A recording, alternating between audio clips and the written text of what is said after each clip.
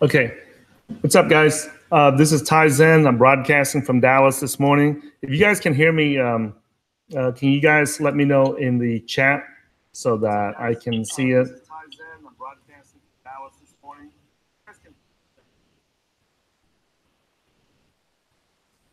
All right. Once I get a confirmation, you guys can hear me. Can you guys hear me on the Rise app? Okay, all right. Lion says that he can hear us. All right, let me share my screen with you guys here real quick. Give me 1 second. Okay, so I'm doing a simultaneous broadcast, guys, on the Rise app and on YouTube. So I'm still working on testing this stuff out.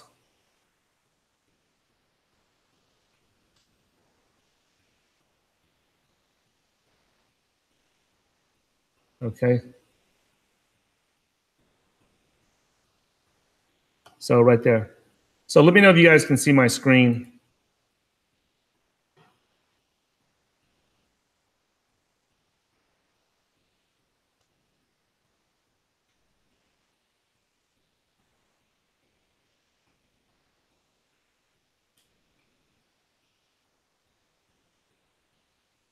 Okay. All right. Let's get started here, guys. All right. What's up, guys? This is Ty Zen. I'm broadcasting from Dallas, Texas. And with me today, guys, I have a very special guest. I want you guys to meet our new intern, Kasey. Say hello, Kasey. Hey, guys. Hi, everybody. All right. So where are you broadcasting from right now, Kasey? I'm broadcasting from Groves. From Groves. Okay. So that's just so that everyone knows, that is about 90 miles east of the city of Houston, one of the biggest cities in America, and one of the biggest ports in America. Okay, so is everybody? I just want to do a quick sound check again, just to make sure, guys. Everybody able to hear us clearly? Right. All right. Can you guys hear us on the Rise app clearly? Okay. Perfect. All right. So we're getting a good response from. Okay, so last time I tried the Rise app screen share here, guys. What I'm doing is I'm broadcasting on the Rise app, and then I am using the Windows Connect feature on the Windows operating system, and I'm connecting it in. Okay, so hey, talk a little bit about your backstory real quick. So that our viewers know how this came about. Kasey? Okay. I recently just graduated college and wanted some insight on how to advance my career within the next few years. I reconnected with Ty, who's been a family friend for the last decade, and we got to chatting, and it led us to this broadcast. Cryptocurrency and Bitcoin is obviously something that has piqued my interest within the last year. It's something that everybody talks about. You see it in the news, but I didn't feel as educated enough to actually dabble in it myself. So obviously, a lot of people know you guys, and I trust what you guys are doing. So with this internship and everything, I hope to go through this process and navigate the cryptocurrency world and broadcast to other people so that they can learn through me the same way I learned through you guys, but from the ground up instead of like all these big words and everything at one time to get me confused and not confident enough to invest in it. Okay. I mean, because obviously this is the boom of our generation. Why not learn about it? Okay. So talk a little bit about like your background, like your family's background, you know, where you guys came from and things like that. So my family originated from Vietnam. My grandparents immigrated over here back in 1980s during the Vietnam War, the American War. And on the way over, they had my dad. Well, long story short, we struggled growing up. Obviously, we didn't have enough money. We were in the shrimping business for many years. And everything started taking off when I was probably around 10 years old. My dad, my uncle teamed up together to start their own mechanic business, and it's just steadily growing yearly from there to be able to provide me with the opportunity to educate myself. Okay. Through college. Hey, do you have the camera? Is there any way you can move the camera closer so the mic is a little bit better? Yeah, I can hold it. Yeah. All right. Cool deal. Thanks. Talk about how the millionaire, the $1 million challenge that your dad threw out at you. Can you talk about that? So, leaving high school and going to college, me and my dad talked a lot about what I wanted to do with my life. Obviously, many people go through that stage. And he told me, if I don't make my first million by the time I'm 25, I'll never make that million mark. So then what did you ask him about, if he knew somebody that was a millionaire? Yeah, so I was like, well, I don't think I can do it myself. I mean, there aren't many people that are like Bill Gates. So I asked him, like, hey, over the years, he's mentioned Ty, and like we've kept up with Ty. Like he talks to him personally, but like the last time I saw Ty was maybe when I was in middle school, honestly. And so Ty's name just kept kept getting mentioned, and I knew that you were doing well off on your own. So after college, he's like, hey, Ty offered to talk to you. Do you want to talk to him? And so I jumped on the opportunity because I'm a firm believer in I'm not going to be able to get from where I am right now to where I want to be if I don't surround myself with the people who are already there and are willing to teach me and educate me on how to get there. Okay. So this is this is the reason why I wanted to use the Rise app, because if you notice on the screen, well, at least on my screen, somebody just joined. So I just earned 10,000 coins because somebody clicked on the link to join the Rise app here. It's a new cryptocurrency-based app. We'll get into this later, but and then it also has people that's at the bottom there. And if I want to bring them up onto the stage, they can jump on stage too. So if you guys ever want to come on stage and chat with us, just raise your hand and then I'll bring you up. And then you can ask me and Kasey questions, okay? So what happened, guys, okay? So I'm gonna add on top of what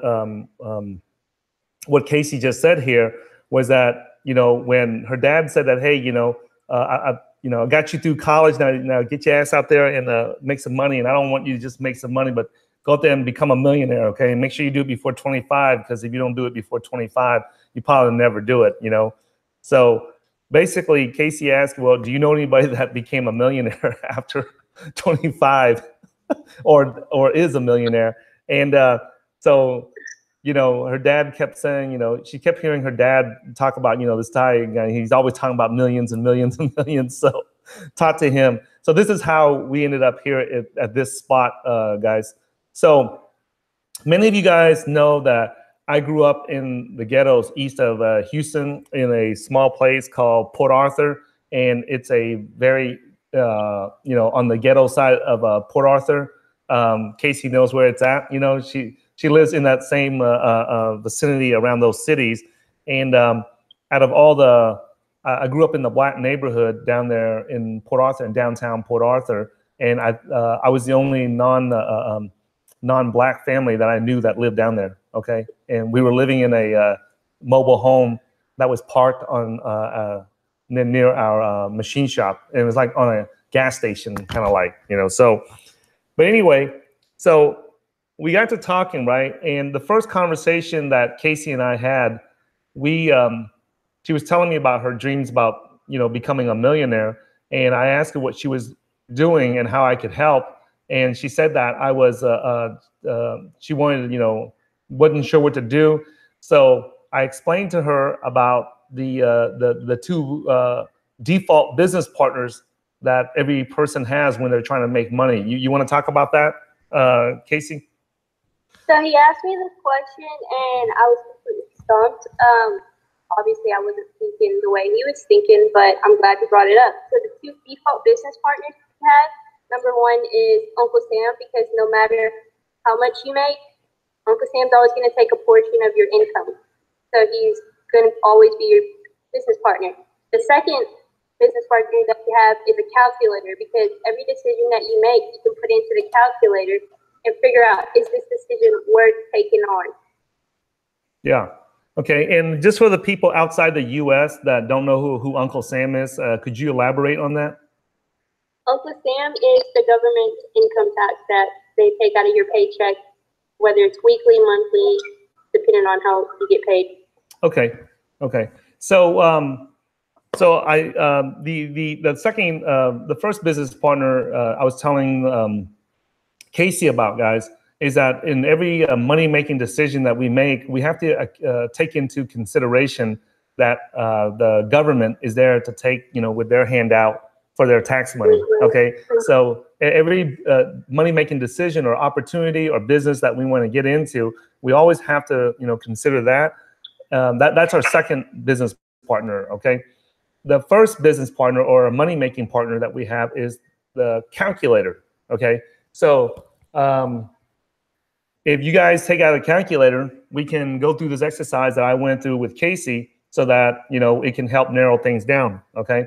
So the first thing that, that we want to know if something is a good opportunity to make money and it's going to help us get to $1 million, right? So Kasey's goal is to make $1 million before she's 25 years old, okay? So that's like, what, 4 years away? So you got 4 years, okay? So what's going to happen is this, is that we are going to look at the average income of a, whenever someone tells us this is here's an opportunity to make money, we always want to verify if that's true or not, okay? Or that's, I wouldn't say verify if it's true, I would say that, to verify if it's possible, right? So that's what we want to do, okay? So let me just move this over here real quick so I can see the questions here. Right there. That way, it'll just be easier. Don't have to switch back and forth. Give me 1 second. Okay. All right.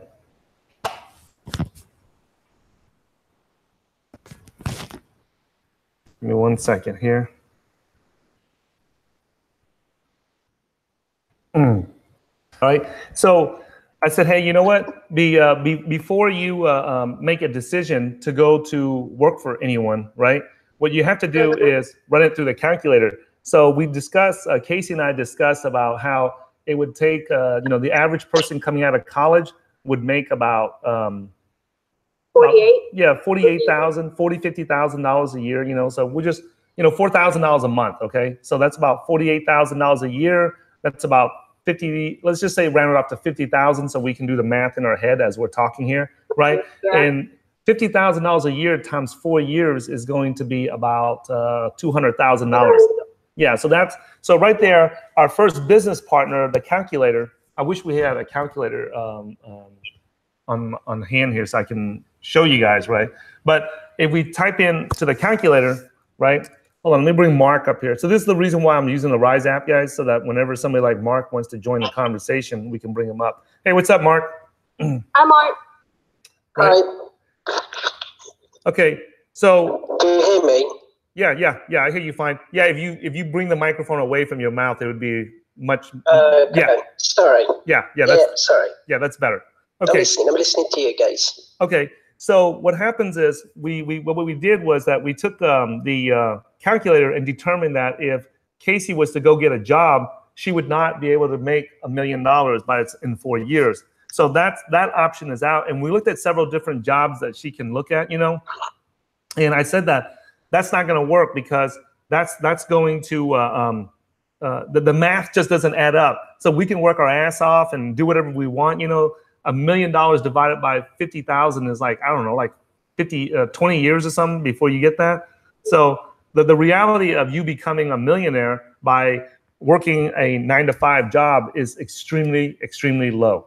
Okay. So that it's just not realistic there. So we don't even have to ask our second business partner, the government, how much tax they're going to take, because we barely make enough to pay our living expenses, and you just go from paycheck to paycheck, right? Does that make sense, Kasey? That makes sense to me. Does it make sense to everybody else? Yeah. Okay. So that's why I always say that whenever you get into making money, always run it through your first business partner, which is your first default business partner, which is the calculator, right? Yeah, to make sure that it makes sense. Now, when I first got into trading and investing, right?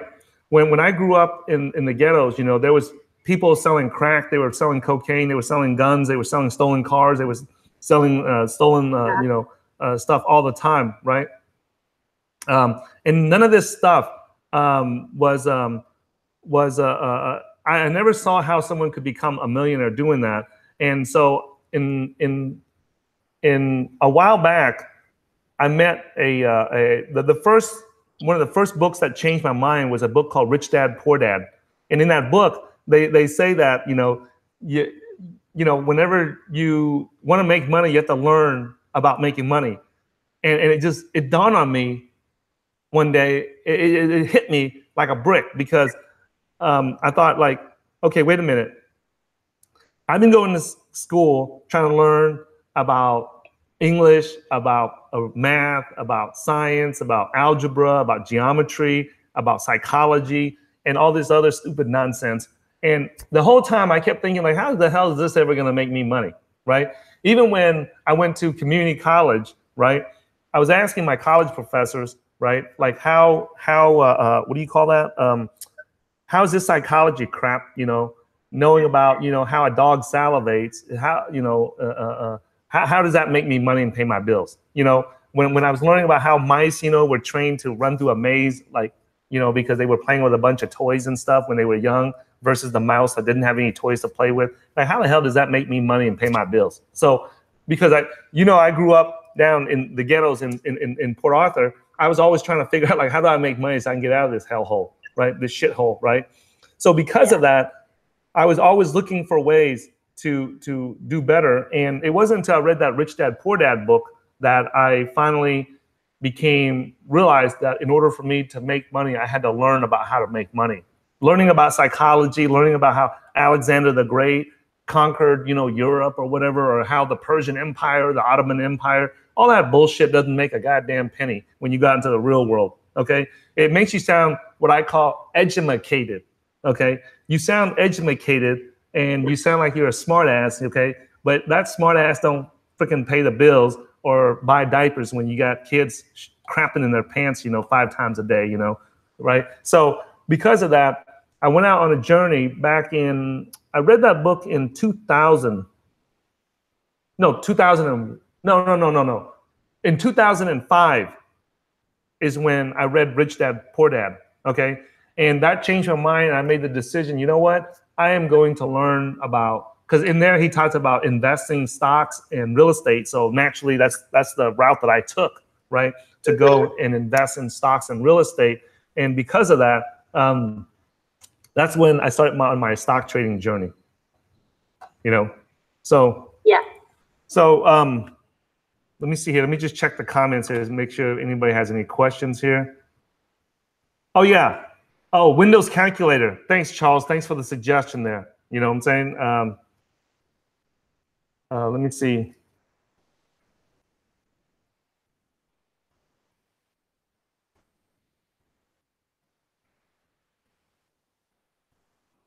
Okay, so because, okay, all right. Okay, hey, let's keep the topic, guys, on this, okay? All right, we're gonna talk about, the journey here, guys, and the questions that Kasey has for me, because her dad sent her on this mission, okay? So the questions about T0 or the ledger and stuff, guys, we have to do that in a separate episode, okay? So, and Plank keeps asking me to talk about the props token or the props platform here. I'm on I am talking about it. I'm using it right now. I'm not just talking about it. I'm using it right now. Yeah. So Props is the network that this Rise app is built on. You know, so it has its own cryptocurrency, and they're going to release it like in a year or whatever it is down the line. Okay, so back to what I was saying. Okay, so any questions about that, Kasey? No, I do have questions about what did you see back then that people are just now seeing? Well, you started obviously before many people did, and then now it's all over the news, all over the world. Okay. What did you see back then? So. Oh no, I did it by accident, dude. Oh, okay. Come on, I'm listening to you. Oh, dude, man, I don't know, man. I thought you were raising your hand to join the conversation, man. I'm gonna get up and I'm gonna talk. Okay. I love this freaking app. It's like a simple way of YouTubing. Exactly. That was the one thing that was missing from YouTube, was that whenever someone needed to comment or ask questions, you know, sometimes I didn't understand the question. And I like talking to people face to face. You know, if I'm not able to talk to people face to face in person, I like to, you know, at least see them on video. And this is the reason why I, you know, invested in the props project. Why so long for the token, though? Shouldn't they jump in before somebody else comes up? Listen. When it comes down to the tokens, man, like I'm in the cryptocurrency business. When our securities lawyers and our lawyers tell us, hey, we can do this, we can't do this, or we have to wait until this happens and to do this, we follow along, man. You know, we pay a shitload of money to our securities lawyers and our, you know, blockchain attorneys and shit. Whatever they tell us to do, we do it. And I'm sure I've went up there to the Rise, what do you call it, headquarters in New York multiple times, and they're very, what do you call that? They're law-abiding citizens. So whatever their attorneys are telling them, guys, to do as far as the Rise app or the props token or all that stuff, we gotta, if we invested into them, we gotta trust that they're following the government regulations, the laws, and things like that, guys. Because this is a new industry. Things change very, very rapidly. Okay, 1 minute we might want to do this, next minute laws change. Boom, we can't do it just yet. Okay, so I don't want to say any names or any info, but I should have about $1,000 worth of those tokens coming my way through an accredited investor that I know. Yeah, introduce me to you guys. Oh, okay. Well, yeah. So that's, you just let them do their things, guys. I mean, their office is down in Times Square. I've been there multiple times, you know, and I've never seen anything that they've done that indicated that, you know, they were doing anything malicious or anything like that. I mean, they're doing everything they can. This is blockchain is a new industry. We got to let these guys and their lawyers and their team, you know, do everything that's right, that complies with government regulations, guys. Okay, so that's my story. Okay, so I have a story, but I want to get out of here and let you guys continue doing your thing. All right, man. Thanks for joining us. I thought you raised your hands to join us, man. I did it by accident. I was trying to get out. Sorry. Yeah. Okay. All right, man. The show, boss. Yeah. So what I was saying is that back when I was working at the energy brokerage firm, see, people think that the success that I have today, guys, it started today. But it actually didn't. It started from the mistakes and the things that I made in the past that got me up to where I'm at today to be able to see it. So whenever you ask me, Kasey, like, how did I see Bitcoin or how did I see cryptocurrencies before, you know, like be able to see dry land through muddy waters, you know, it's not because I'm psychic, okay? It's because I started learning how to trade after reading the Rich Dad, Poor Dad book, and I've been trading. And then I finally got formally educated in it, you know. And when I say formally educated, what I mean is that instead of me reading books to try to figure out how to trade and invest in the stock market, I went out and I found some traders that I saw that were successful, and I paid them, you know, to teach me how to trade and invest in stocks like they did. Now, a lot of people say, a lot of my friends at that time, now keep in mind, I was working 2 jobs. Right, I was working as a club promoter and I was working as a personal trainer at a gym at that time. So I was not making a lot of money, and I was living in a 485 square foot like studio apartment, right, in Austin, Texas. And I remember when I first moved into the apartment, right, I left. I came to Austin. I think it was your uncle. Who gave me a ride, who drove me to Austin, Texas, and dropped me off because I didn't have a car at that time. From Louisiana, I think it was your uncle. Was it Boy Dang? Yeah, I heard this story before. I didn't know that was you. Yeah, that was me. That was you. Yeah, you were in middle school or something like that at that time, so you didn't know it. I was young. Yeah, and that's when I met you the first time. Is when I came to your house. You guys came by, stopped by. Yeah, to say hello to everyone, and then from there, your uncle drove me to Austin, Texas, because I did not have a car. You know, so Kasey has like 20 uncles. So I don't know which one it was, what number that was, but he was one. It was really.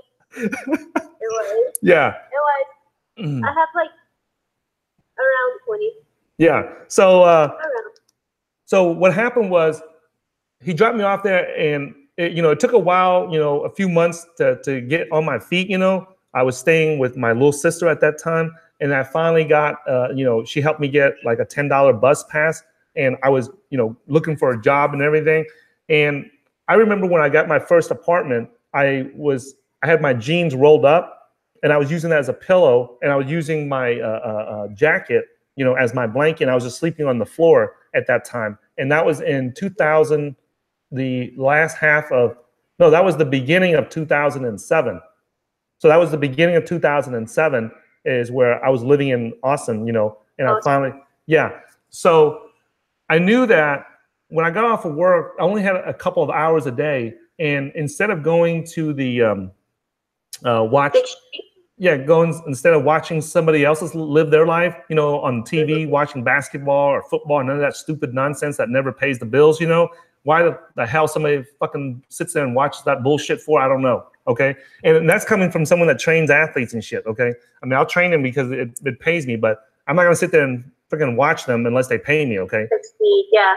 So that's the most common thing that broke people like to do is they like to watch other people's lives. So the first lesson, or one of the lessons I would share with you is that stop living somebody else's life. Stop watching somebody else's life on TV and somebody else, unless they're showing you how to make some money.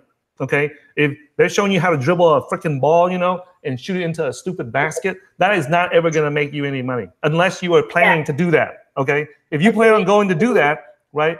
But statistically, in the book, The Millionaire Next Door, these two professors went around and interviewed and did research on like 3,000 or 4,000 millionaires. I forget what it was, and they found out that most of the millionaires are entrepreneurs and business people, right? Most of the millionaires that are self-made, or most of the millionaires that are first-generation millionaires in America are through business, building a business, being an entrepreneur, and things like that. So I've always tried to pursue that. They had an extremely shocking statistic in there, and I've never forgot it. They said that in the book, the Millionaire Next Door, Kasey. They said that if you're a high school athlete and you come out of high school and you want to go and play in the pros, only 1 out of 4,000 athletes, right, will become a professional athlete. So those videos that you shot of Derek and all these other athletes that's in high school and they're working their ass off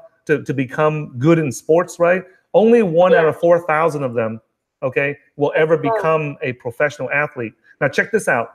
If him and his buddies, if your friend Derek and 3 of his buddies, just 4 people, go and try to become an entrepreneur and build a business, right? 1 out of 4 of those will become a millionaire. So you have a 25% chance of becoming a millionaire by building your own business versus somebody that's going to want to become a professional athlete. Yeah. So that means that you and 3 of your knucklehead friends or 3 of your buddies or 3 of your girlfriends or 3 idiots can go and start building a business, and the probability that one of you guys will become a millionaire is very high. 25%. Yeah. And if you keep doing at it and you fail as quick as you can so that you can lose, and learn from the mistakes and then go and do it again and start your next business. And if you fail, it's all right. Learn from it and then fail again. And then the odds of you becoming a millionaire entrepreneur is so much higher. It's so much higher. And when I read that book, I'm like, oh man, here I am trying to fantasize about doing all this other stupid shit instead of going to do this, right? So I did that. Yeah. And then I found out, from the traders that I was learning from that was teaching me how to trade stocks back then, the way that they had their stocks trading set up, it was set up as a business. They were trading it, the expenses from their computers, their expenses from their transaction costs, their commissions and everything. They set up an entity, right, to trade as a business. And so they were building a business where they can do it from home. And that was something that I've always wanted to do, was to be able to start a business where it was not location dependent. Okay, to where I can just, you know what? Work from anywhere. Yeah, I can work from anywhere. And, you know, I'm not lazy. You know, I work, you know, damn near 2 jobs every day of my life. And you know where I used to work down at the boat docks, the shrimp docks, fixing, you know, your parents' boats. You don't want to work there. No. I would rather work from home to do what I want to do than be at the shrimp docks in the hot weather with that smell. Yeah, with that stanky ass fish smell. Okay. So what happened is I did that, and because I was learning how to trade stocks, and I was trading stocks actively, and I was trading Forex actively, I knew that from the time that I put, if I make money, let's say I sell 100 shares of Apple stocks and I made $100 profit. Okay, let's say I made $100 profit from selling Apple stocks. I knew that in order for me to take that money out and go use it, go get me a cup of coffee or do whatever, it would take me, all right, it would take me a couple of, a few days for them to, I would give them the instructions, you know, to, hey, take the money out, send it to my Chase bank account. And it would take them like 3 days to send it to, whatchamacallit, to, it would take like 3 days to send it to my Chase bank account, from the broker to my Chase bank account. And then it took a few more days for it to clear. 3 days. Yeah. So that whole process is called clearing and settlement. It has to clear, you know, whoever I bought the Apple stocks from, or whoever I sold it to, right? That has to clear and settle, because there's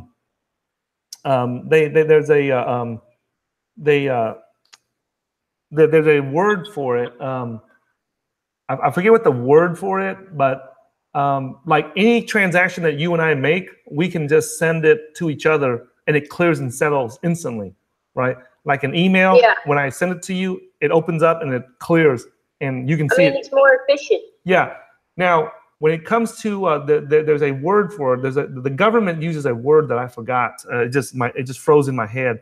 Something about an asset, right? Where if it's this type of product, security, or it takes several days to clear it. Okay. And so when I was working at the energy brokerage firm in Dallas, and these guys there were making really good money, and they were not focusing on the energy brokerage business. They were focusing on mining and processing Bitcoin transactions. They were setting up these huge miners to mine Bitcoins, right?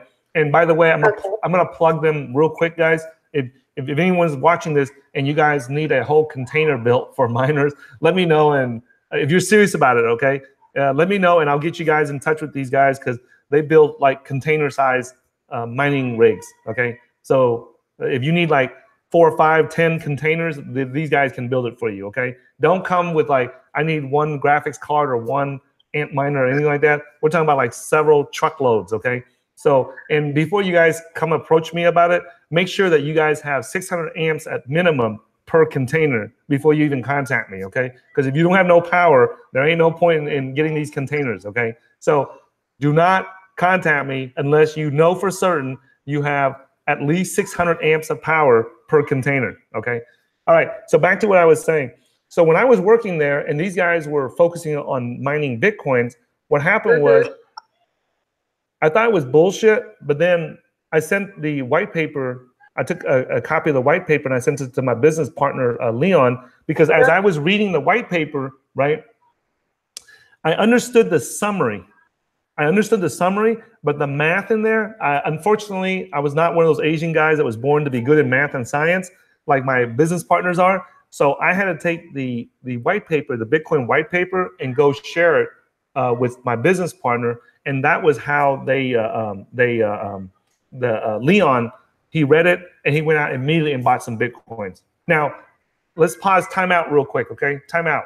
Okay, so this is one thing that Asian people do that jacks them up, okay, that screws them up, okay, is that when they don't know something, right, the traditional Asians, when they don't know something, right, they're afraid of going to ask somebody else because they're afraid to lose face.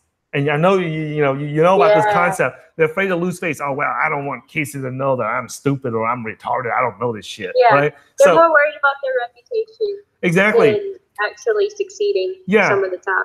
So another millionaire wealth lesson that I want to share with you is that when you don't know some shit, just admit you don't know it and go find out from somebody that does. You know what I'm saying? There's no shame in that. Like your bills don't care. Like my kids, I'm paying for their diapers, and when my wife, wants a new car, right? She don't give a shit. Who I ask? She don't give a shit. She's like, if you don't know how to make money, get your ass out there and go find somebody that knows how to make some money and go learn from them. Stop acting like you know everything, right? But in our Asian culture, we have that concept of losing face. Like, I don't want him to think I'm uneducated, and stupid shit like that, right? I don't know why I sound like a white boy when I said that. Because you said educated. Yeah. So anyway, right? So here's the thing, right? The other thing too is this. The other thing is that the other lesson I want to share with you is that when we worry about what other people do, right? In order to become a millionaire, you cannot be worried about what other people do, right? You should not like, hey, you're ugly, you're fat, I don't like that red dress, your hair's too long, your hair's too short, your nose is too big, your nose is too small, right? Your teeth is too straight, your teeth is too crooked, your eyes are too slanted, it's too straight, it's too big, it's too small. Fuck them, all right? Who cares? Because at the end of the day, they don't pay your bills. And that was like one of the biggest, revelations or aha moments that I had, right?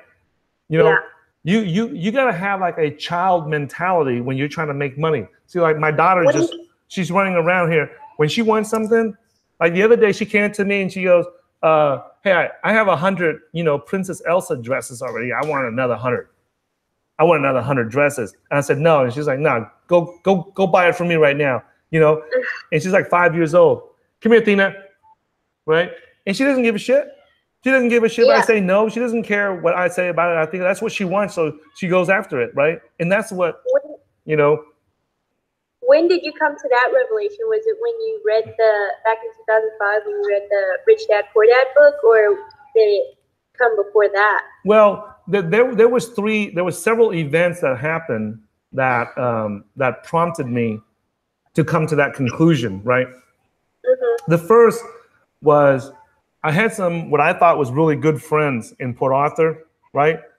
In the ghetto. And I thought, hey man, we were, hustling on the streets together. We were trying to make money. And when I say hustling and trying to make money, guys, that's back when I was like, 15, 16, 17 years old. And, we were stealing bicycles and trying to sell them. We were trying to steal, speakers out of people's cars and sell them, trying to steal cars, motors, whatever we could steal from people, that's what we were trying to do. And then we were doing, hustling, selling drugs and guns and stupid nonsense like that, and it never got us anywhere. It never got us anywhere except, one by one, each of us, would, get caught by the police, get thrown in jail, and it was, and it sucks because when I was growing up in that environment, right, it's one of those things where you're so desperate, you're trying to pay the bills, you're trying to pay for gas to drive in your car that you just don't, it's almost like you're blind, even though you know that you're breaking the law and stuff, you're so desperate to go get something to eat or pay the bills that you just don't give a shit, right? So what happened was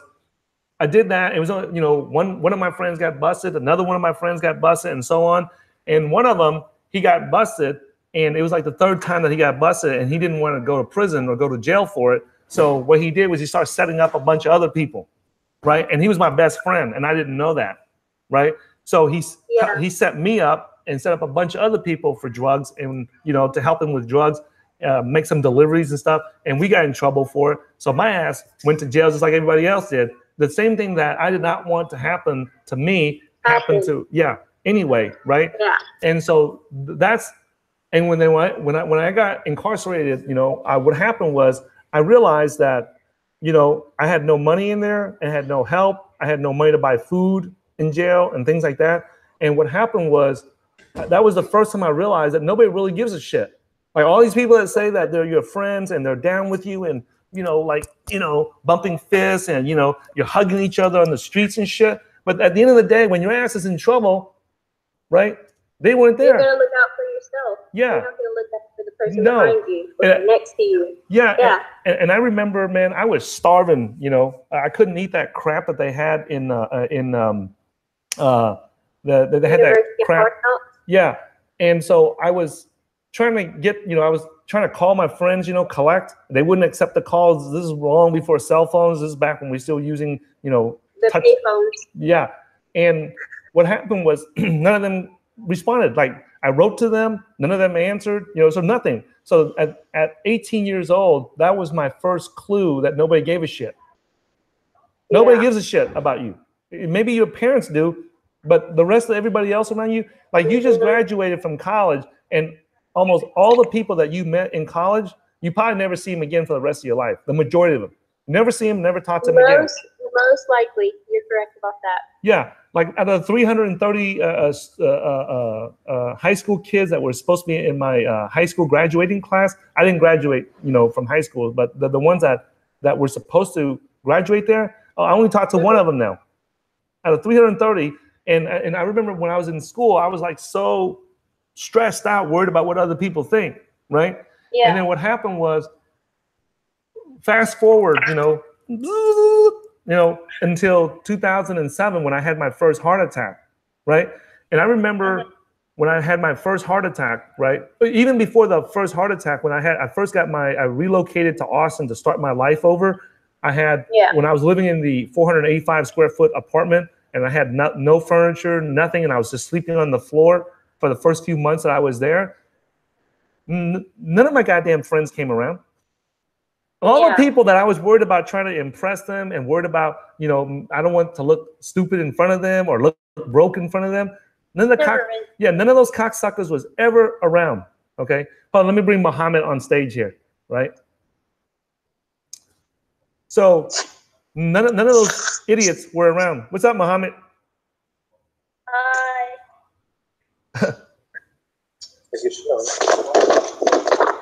All right, I'll take him off, right? So I thought he was trying to get on, right? So anyway, at that time, none of those, idiot friends of mine or any of the people, my coworkers, when I was broke, they never gave a shit, okay? So right there, you just got some love from the audience. I don't know who it was that just gave to you. So they gave some likes, so, and this is the other thing too, is that whenever we're on here, right? Oh, that was from Bitcoin Crypto.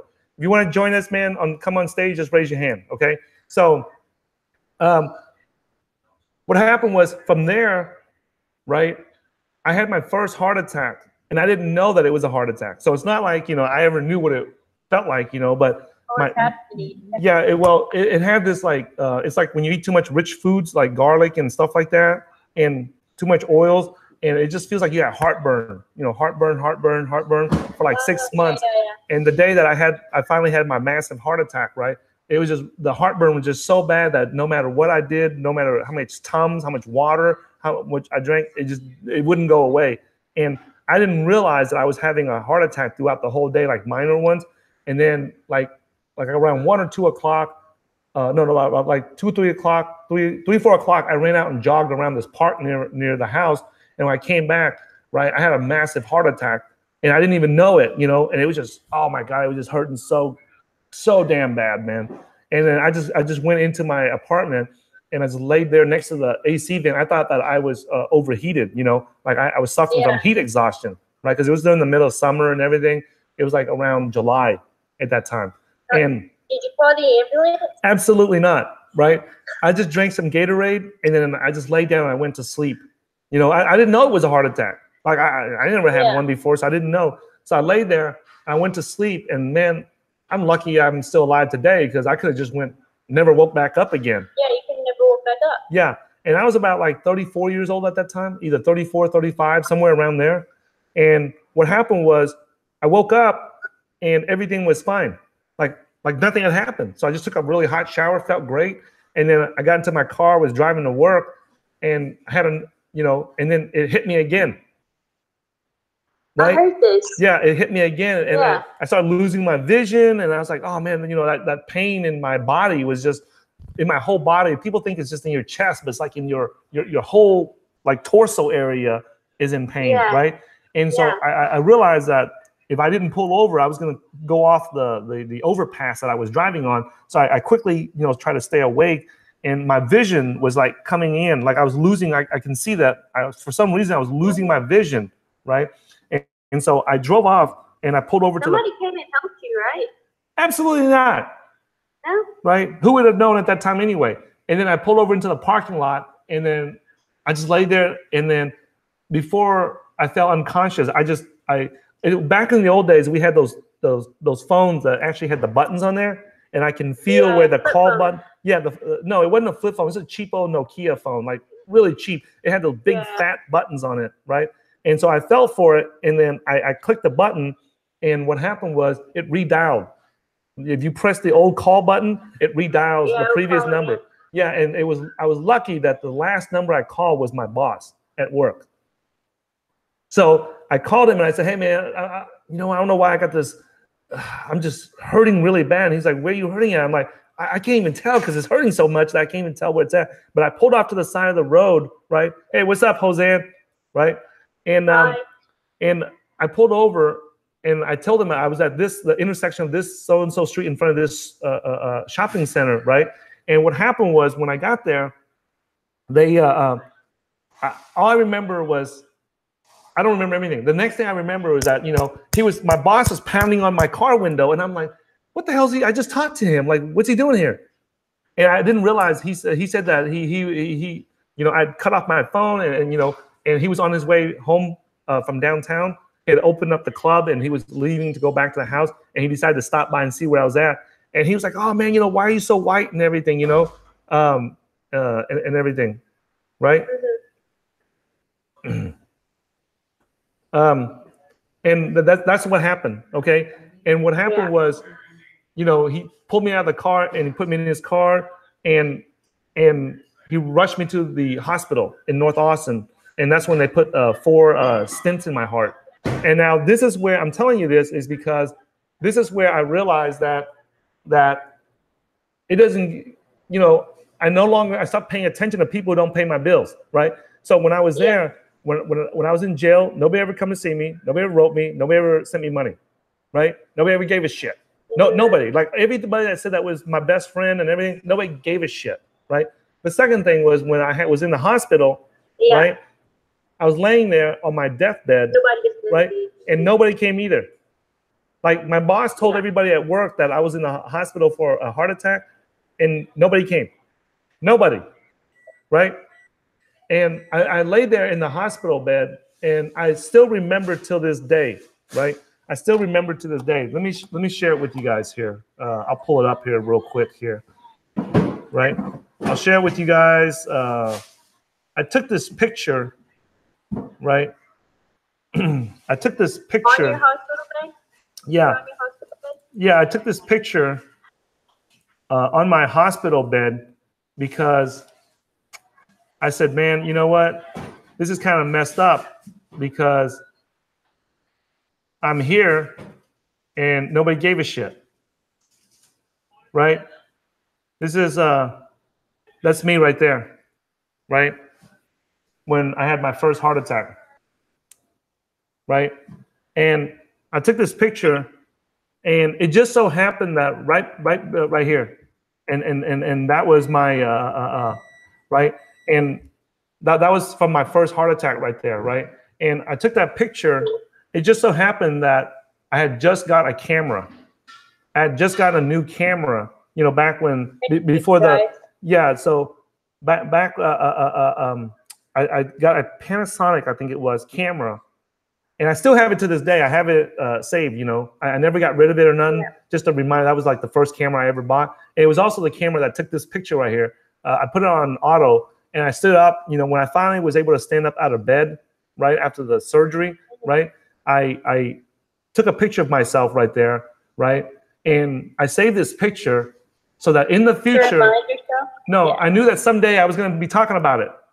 I knew that someday I was going to be talking about it just like I am today, and I wanted a picture of it to remind everyone, to show everyone what I looked like back then, right? I took this picture, right, that when I was there in my deathbed on the hospital, right, nobody gave a shit.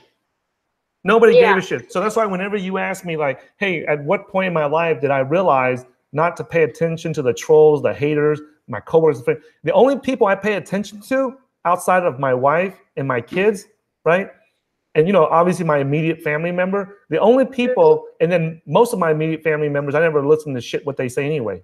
So the only people I pay attention to are the people that are helping me improve my health, my wealth, my relationship with my wife and my kids, right? If you say something to help me make more money, or you say something that will increase my health, or if you say something that's going to increase the relationship I have with my wife and my kids, I will listen.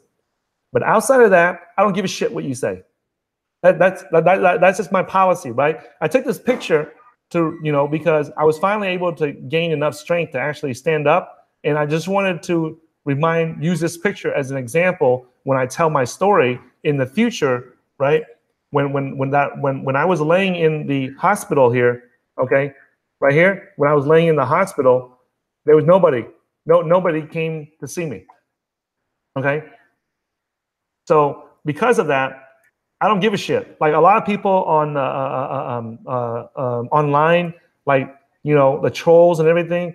They try to troll me and stuff. I don't give a shit what they say. I don't give a shit what they think. When they start paying my bills, right, and they start buying diapers for my kids and milk for my kids and stuff, then I might perk up my ears and listen. But other than that, I don't give a shit. Like, some of these trolls, they think that, I give a shit about what they say, but I really don't. And I invite you to do the same thing too. So whenever somebody says something that's mean or spiteful or something that makes you feel uncomfortable inside, the first question you ask yourself is this, and just remember this, guys, ask yourself, are they paying my bills?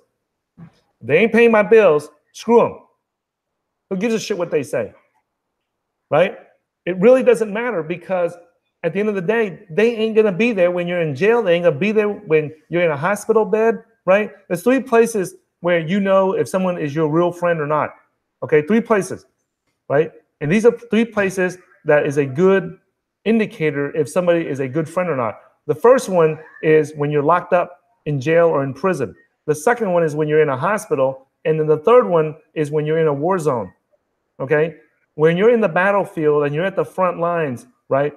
Who is contacting you? Who is writing to you? Who is reaching out to you to make sure that you're still alive? When you're in a prison environment, who is reaching out to you to make sure that you're still alive? When you're in a hospital, who cares enough to reach out to you to see if you're still alive? Okay? If they don't, if it's your friend and you're in a hospital and you're about to die in there, right? How come they aren't coming to see you? Right? So, I'm not sure what happened there. Your audio just got cut off.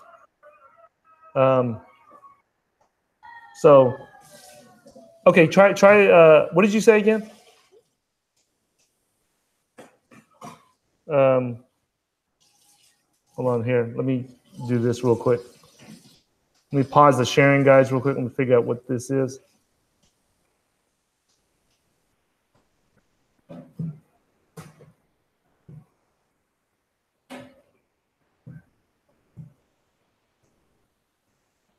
Give me 1 second. If you guys have any questions, guys, just put them in the chat box and I'll answer them for you. All right. All right. Yeah. Okay. Yeah. Yeah. Yeah. I hear you now. I think. Let me see here. So I got you on this Sony speaker. Yeah. Yeah. Okay. Oh. Yeah. Okay. So. Yeah. So nobody gives a shit. Just focus on your life. Focus on your family, and that's it. Don't worry about what other people think or what other people say, because it ain't. Okay. So are we back on the broadcast? Oh yeah. Oh yeah. My bad. Resume sharing. Okay. Okay. Folks can still hear us while it's reconnecting.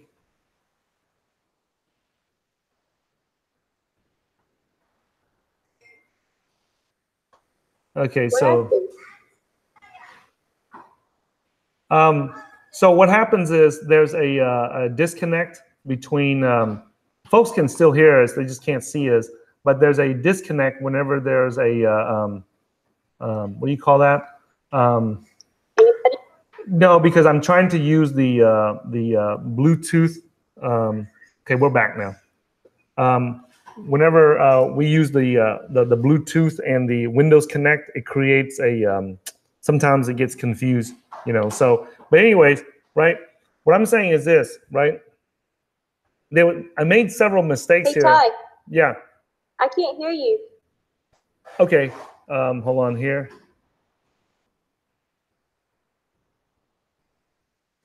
So. Okay, can you hear me now? Right? All right, are you guys able to hear me on YouTube? Okay.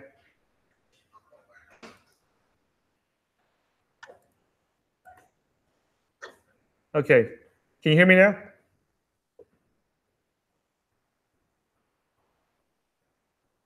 Right?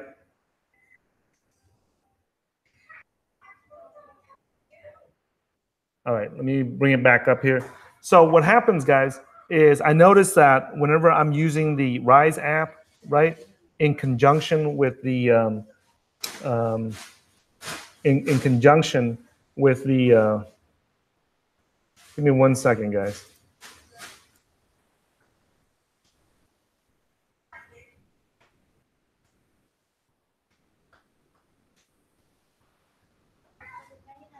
What happens is whenever I use the Rise app with the Windows Connect, there's something that's interfering with it, right? That causes it to not to connect. Okay. So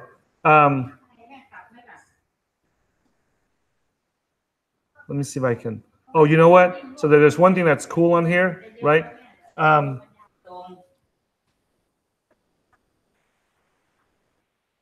So there's something here that's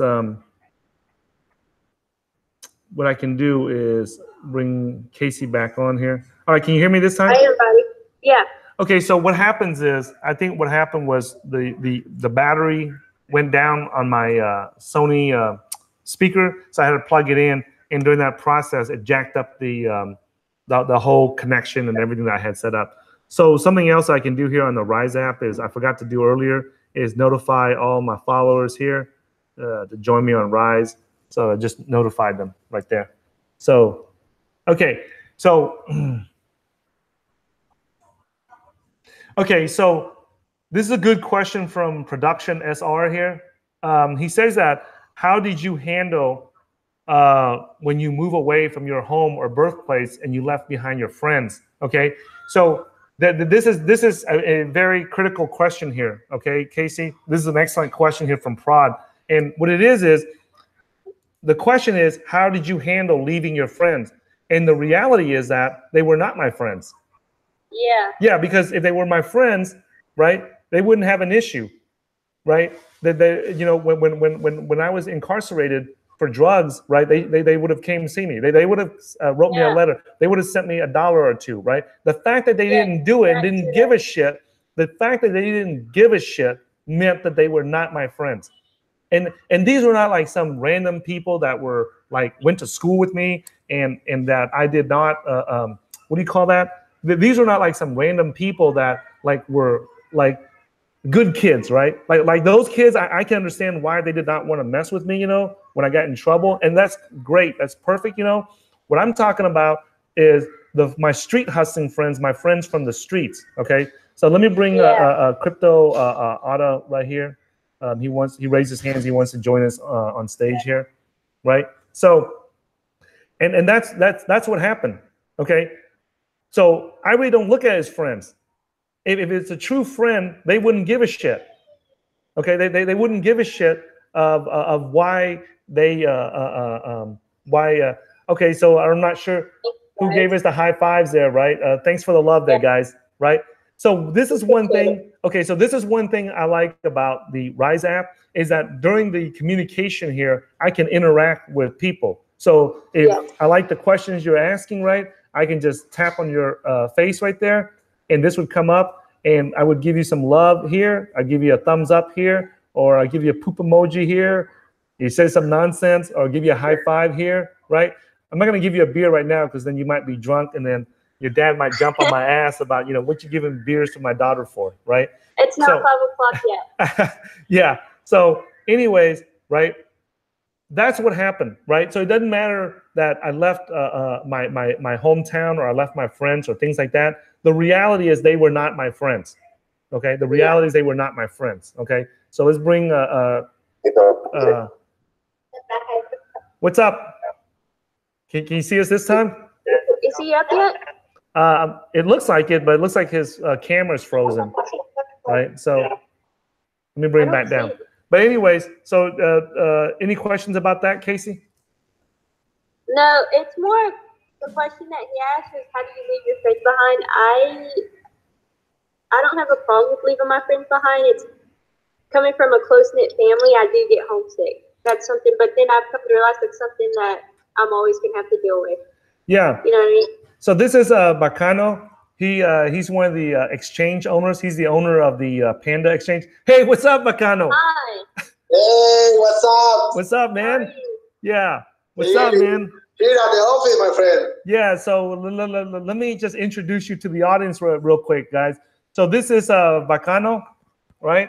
Or Baccano, in case you're not able to pronounce it correctly in Spanish. I mean, in English, right? Yeah, that's it. And he's the CEO and the founder of the Panda cryptocurrency exchange down in Colombia, Venezuela, South America.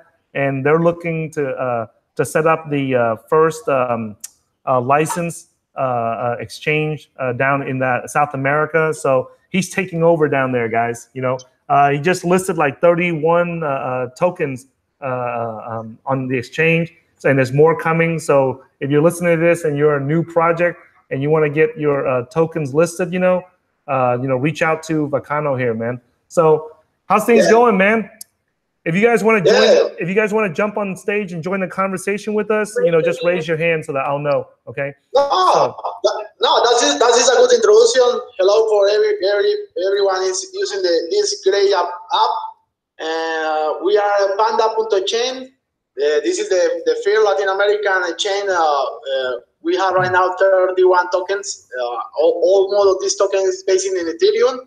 And if you have some good projects, you can contact us and we can list them in the chain. We are open to list very good projects. Like every project Tyson is talking, we are trying to get in contact with this group. Maybe in the future or in December, I plan to have 120 new tokens. Then we are ready for more. Okay. Well, hey, so this is okay. So this is a good opportunity here, Baccano, because Kasey is she just got out of college, and her dad is is being a real Asian parent. So he's cracking the whip on her to make $1 million by the time she's 25 years old. So hey, hey, Denny, move. I'm gonna take him off stage here, man. So I got the camera all up in his shirt and everything. Okay, so here's a good opportunity right here that I was talking about. Kasey, right? So birds of a feather flock together. If you want to soar like an eagle, you gotta hang around. You cannot hang around a bunch of turkeys. So I want you to meet one of my friends, Baccano here. He's the CEO and founder of the Panda Exchange, right? So, nice to meet you. Yeah. So nice to meet you. Yeah. So Kasey wants to become a millionaire, right? And I said, okay, well, you got to meet people that are millionaires, and you got to ask them questions of what they do. So go ahead, Kasey, ask away if you've got any questions. Here's a chance right here, man. So this question will lead us into. I'm gonna get some coffee. What's the one main advice you would give somebody who is just starting out in Bitcoin and cryptocurrency? Okay, the first thing you need to know about the join in this crypto world is this is for all people. Don't matter if you have $20 or you have $1,000. This is for everyone. You can start to buy some little crypto like Bitcoin or Bitcoin Cash or any good crypto around. And the first is need to buy some little and start to looking what is happening, who it is up, who it is go down. And this is my advice is buy something. like $20, $10 for you. You can have some. You can see and feeling what is the crypto, because people thinking, okay, this is a magical, but you need to buy and hold and see who it is go out and this go down. I remember like 5 years ago, I was so poor. You don't believe was so much poor I am. I come from Venezuela, and you know Venezuela is hard situation there. Yeah. Right now, I had a company in Bogota. Nobody believe what happened. The crypto transformed my life, and never is late. Never is late to get involved with crypto. Yeah. The first advice is you need to buy something. Don't care about if you have only $10 or whatever you have. Put in some crypto and start to watching what happened with this. Yeah, and Thank you. hey, it's a Panda Exchange, correct? Yeah, Panda Exchange. Yeah, Yes, so Panda make sure that you guys go to the correct website. I have it here on the screen here, guys. So it's Panda Exchange. Okay, so just be aware of that. Okay, so they thought you were whale panda, you know. So here's the thing, right? Babe, can you pass me that cup of coffee also? Hey, so let me ask you this. So sometimes you gotta ask the right questions too whenever you meet these millionaires, you know, that also helps, okay? When you first started your business, on your journey, Baccano, to making money, you know, because this broadcast is more about having, you know, what needs to be done, you know, to become a millionaire. Like, how did you deal with all the negative people around you that told you that you couldn't do this or you couldn't do that, or, you know, hey, it's too hard, you know? Share that with Kasey and our audience. You know, how do you deal with the haters and the people in real life that you meet? I think that's the hard part, because when I start to invest in crypto, nobody believed in me. Even my family, they say, "Hey, you are crazy. Why you put your money there? This is a bubble." And what I do is I ask into my wife directly. Then she said to me, "Okay, let's go to do this journey together." And we start together, support each. She support me and I support she, and that's it. I never hear more about what my family thinking, what my friend thinking. And when I start this journey, I say, I put all my money in this. Is this or nothing? This is my beginning. Now I looking for people like Tyson for they give me a good advisor. And you know, Tyson, me, and all people involved in crypto. 3 years ago, all people call me stupid. We are stupid. We are crazy. But right now we are the kings. They come to us to take the advice.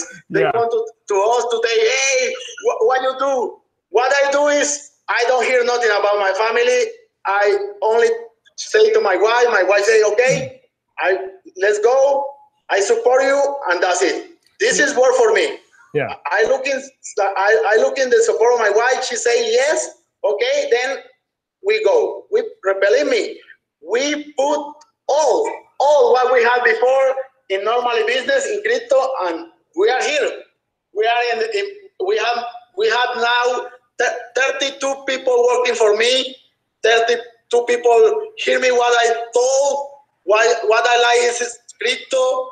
I see more future in this.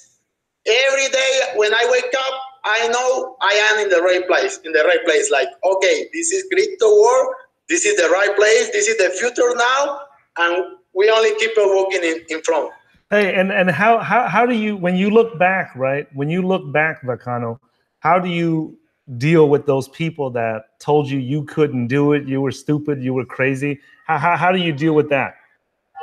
No, right now, my thinking is when these people come to me, okay, I say, okay, go to my house, go to my new house, go to my new office, talk with me, see what the crypto chain life is doing, and they only feel respect like to me because they I remember when I say to one of my friends, this guy had so much money before, I say to him, hey, buy $10,000 in crypto. This was $200 in Bitcoin. And he said, no. It's better I had my money in the bank. And I remember this guy in December buy like $100,000 when Bitcoin is 20,000. Yeah. And he is now suffer, and he's come to me every week and say, what I do? I say, waiting, my friend, waiting. I waited 3 years to see something winning in crypto. You wait. My thinking is this year, 2018, is in December, we're gonna see price like crazy price. I don't want to say number, but this in December we are more famous, sure. Yeah. You know what's funny was that, you know, the same people that used to work with me, that would traded stocks with me, and I was telling them about cryptocurrencies and Bitcoin back in 2012 and 2013, they were laughing at me and telling me I was stupid back when Bitcoin was like $200. But then they called me when it's $20,000 and asked me how to get in. And I tell them, man, you must be really stupid because you didn't get into it when it was $200, but you're okay with getting it in when it's $20,000. You know, you're an idiot. And I just hang up on them, you know, because people that stupid, you know, you can't help them. Okay, so that's what I have, you know. So any other questions for Baccano, Kasey? Hold on here. Can you come out of the room and come back in, because the audio is not connecting for some reason, right? Can you still hear me, Baccano? Okay, hold on. Okay, hold on real quick here. So what's happening is the audio between what do you call that? The Windows Connect. The something jacks it up between the Windows Connect and the Bluetooth on the phone. All right. So all right. So okay. Can you hear me? Yeah. Okay. So that's was that helpful for you, Kasey? Definitely. It's for years, right? I just need to jump in and invest it like a little just to get my feet wet, and then from there it's like trial and error. Go with you guys, see what you guys can help me with, or what do I see? Yeah. And then gradually grow. Hey, I mean, it's not going to happen overnight for me. It didn't happen overnight for you guys. Yeah. It's a process that you just have to trust. Hey, talk about this, Baccano. Like when you started your exchange, I mean, like even before you started your exchange, right? When you had little money, right? Talk about the fear or the concern that you have. You know, like whenever somebody starts out with small amounts of money, they're always just scared of losing it or what can go wrong. So what kept? What advice do you have? Yeah, like how did you overcome that, or how did you deal with that? Right. I had a good history about this. I remember when I start and I buy my first Bitcoin. I buy my first Bitcoin in 2015. I think I remember. I don't remember in 2014, 2015. I remember I had some Baccano money in one account in Bank of America in USA. Then I had like 2,000. This is all my money I had in this moment, 2,000. Then I say to my wife, okay, let's go to buy this Bitcoin and see what happens. Then when we buy the Bitcoin through Coinbase, I remember I paid $460 in this moment. Okay. And in the 2 weeks, Bitcoin go out like $100, and I'm so happy. I remember like, oh, I win 100. But in the next week, Bitcoin returned to 300. Then I start to losing. I say, oh, what I do? I feel, you know, I thinking I lose my money, it go to zero. Then I say to my wife, I need to sell right now. I don't care about, I lost 100. I don't want to lose. And I feel every day, I feel so bad, like, oh, what I put my money from the bank to this crazy thing. Then I say to my wife, what do you think I do it? She said, you say to me, you wanna wait in 1 year to see what happened. And I say, okay, then wait in 1 year. And I remember in this time, 6 months happened and Bitcoin don't go out. 6 months is Bitcoin between like 300 to 380. Never returned to 460. And I remember I wake up in the middle of the night, check the wallet, check the price. I feel so scary. I say, oh, I lost my money. I lose my money. What I do? I don't talk with anybody about this. I say to me, no, what I do, this is stupid Bitcoin. No. Then my wife all time say to me, you say to me, you want to wait in 1 year, okay? Let's check in December what happened. And I remember this December, Bitcoin hit the 1,000, almost 1,200 because it's the SEC announce and this thing. Then I feel good. Then I learned this is crypto. Crypto go up and go down. Yeah. Do whatever they want. Do whatever the market. The market thinking Bitcoin gonna up, Bitcoin gonna go down. Sure. Yeah. Because this is for people to have feeling to waiting and hope in the technology.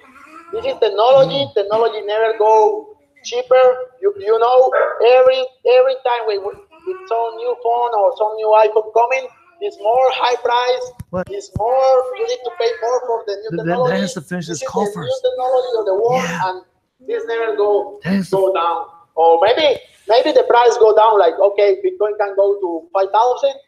Oh, don't worry. You need to wait till like 6 months, and in 6 months we're gonna see again 20,000. Sure, I am 100% sure. Sooner or later we're gonna see the same price of December, and this pass to far away more. I think we're gonna end the year in 50,000 or 40,000 grand in Bitcoin, and I don't want to imagine in the other projects the price. Not so loud, man. Damn, man, you trying to. Don't tell everybody. Yeah. So, hey, so I was talking about how I grew up poor in the ghettos, and what kind of dog is that, man? Damn, that's nice. This is I call this dog Panda. This is Panda. Yeah. He's a Jack Terrier Russell. But the ghettos and this is the crypto dog.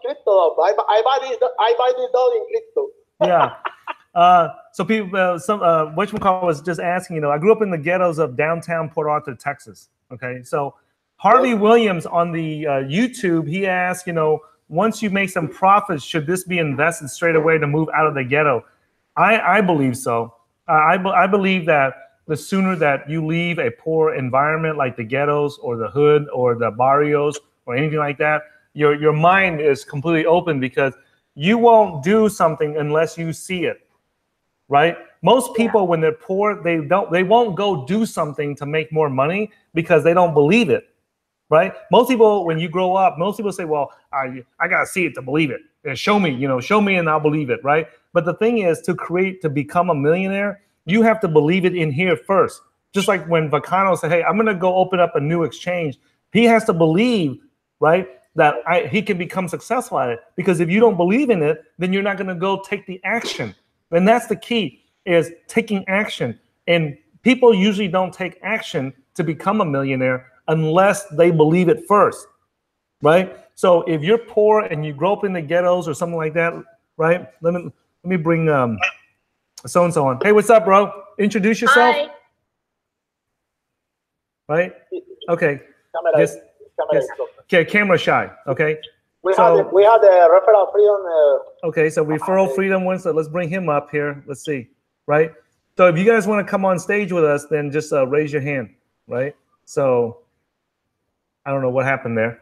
Where'd you go? Okay, but anyway, so what happened is if you bring yourself out of that environment, right? The reason why I relocated to Austin, Texas, right? The reason why I relocated to Austin, Texas was so that I can. I got a story.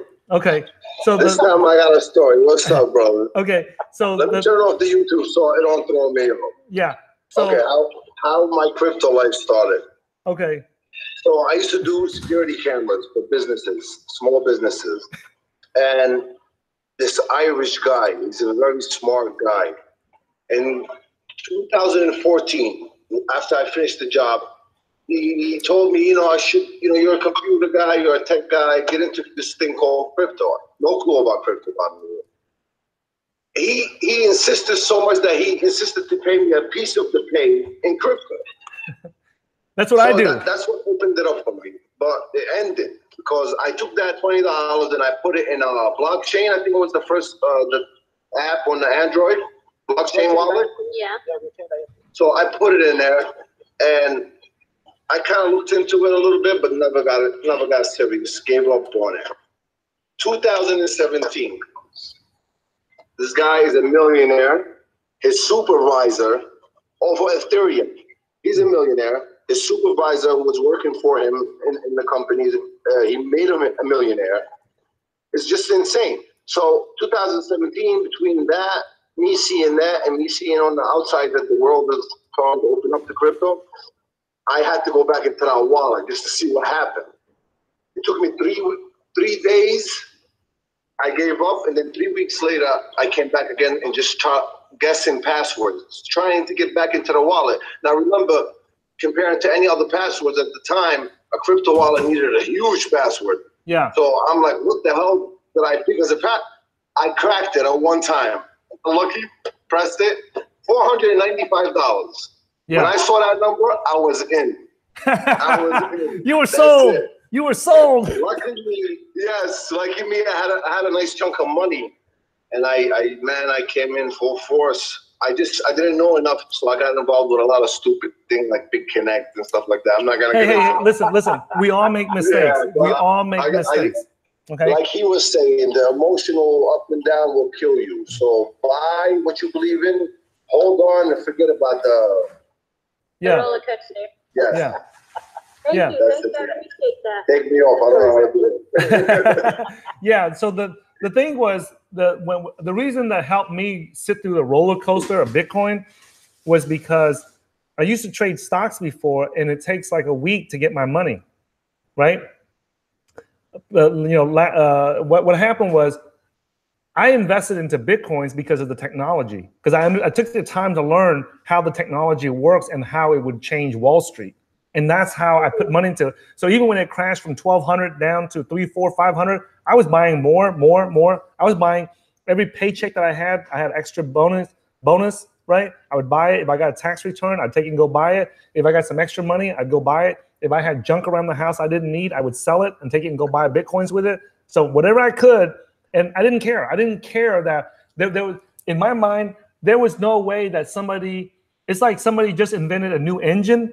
And if the engine was this big, and you can get 100 miles to a gallon of water, I'm going to invest everything I can into this new engine technology. I'm not going to sit there and go, oh, it's a scam or it's bullshit, especially when I see it working. You know what I'm saying? Yeah. Like when people say that it's a scam or it's a fraud or a Bitcoin is bullshit or something, you ask them, hey, have you transferred a Bitcoin before? No.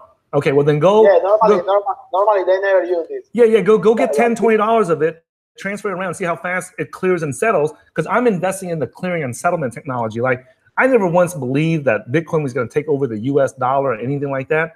I believe it's a new financial technology that allows people to make transactions and settle the transactions at a quicker pace. That's what I invested into for. You know what I'm saying? Yeah. So that's like Ripple. Well, Ripple is a little bit different because Ripple is just a centralized database. So if you believe that that's how I personally invest in Ripple, right? Not because it's a cryptocurrency. I invest in Ripple because whenever the banks use the blockchain technology, it has to be compliant with government regulations. And right now, right, a Fortune 500 company cannot go to their shareholders and say, oh, we're using this random open source software in our business, right? They're not going to do that. They have to use a software that is compliant, right? And that's how. Yeah. What's up, Denny? Hey. Yeah. Good to see you guys. Yeah. So Denny is coming in from LA, and he's one of the broadcasters on our team. Does a ton of tutorials. Yeah. He just released a really good Rise app tutorial. you know. So if you guys enjoyed that tutorial he gave you, then click on his picture like that, and give him a beer or something, give him some love, right? I had a good story about the Ripple. Yeah. Right? Yeah. What's up, man? By the way, this is a Steemit shirt that my friend David here, his mom made, and this is the Steemit economy. Yeah. With different platforms on top of the Steemit. Okay. Did he design that? His mom did. Okay, that's badass. Me and my mom put it together. We put it on a Metatron cube. Okay, nice.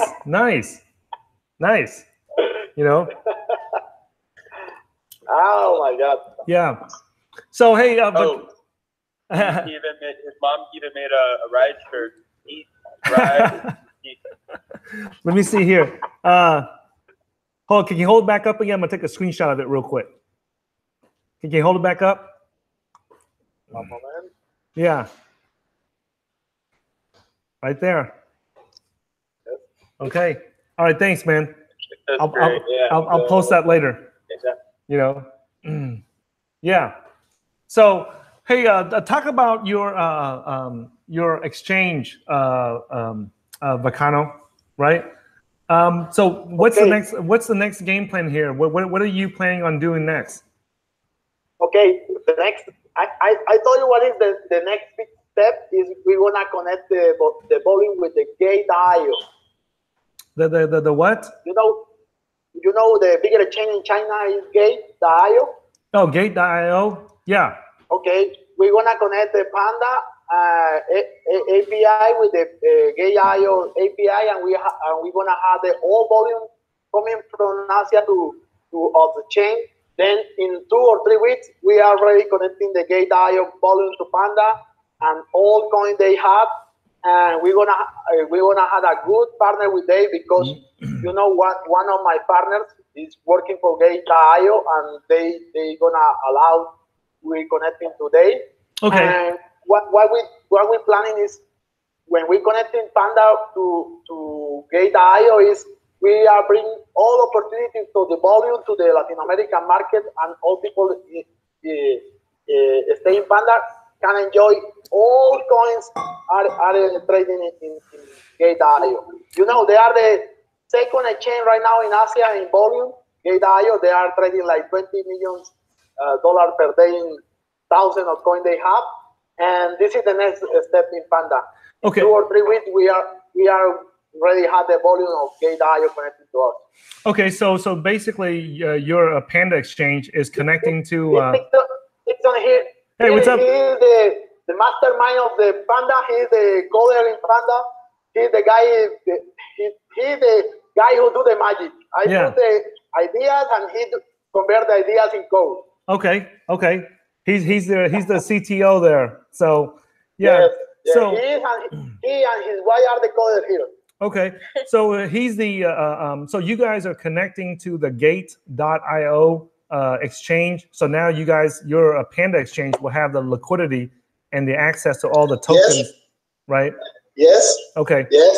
That's good news, man. And we're gonna have the all coin they had. We wanna have the liquidity, the different choice of the coin. They had 163 coins already. Okay. Then this means we want to have this 163 coins in Panda, including the liquidity and the volume they had and the opportunity, because Panda, we had Panda in Spanish, English, Portuguese, and French. Then if you speak any of these 4 languages, you can join to us and enjoy. There is Anna, she is the wife of Tyson. He's the coder too. They are my partners. We are Panda. We are the Pandas. Yeah. Okay. Our company is here. That's awesome. That's good. Hey, good to meet you guys. Nice to meet you guys. Yeah. So you guys look like you guys got a winning team there. Why has he got a picture of a bulldog for? Shouldn't he have a picture of a panda? Why we have the panda here? No, we only have the dog tonight. Only we have this. Let me show you the entry of the door of the office. We have the panda here.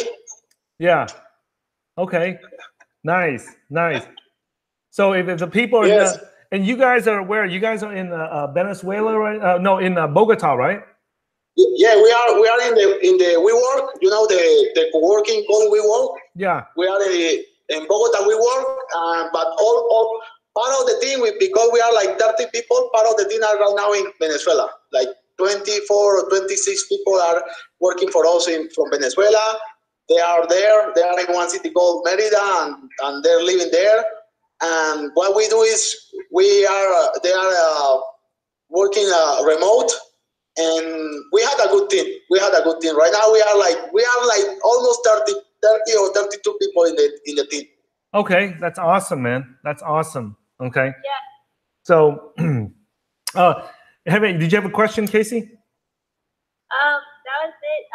Just because I'm starting out, I don't really know much, so the start out advice that he gave me, I really do appreciate that. Like, you don't even know. Yeah.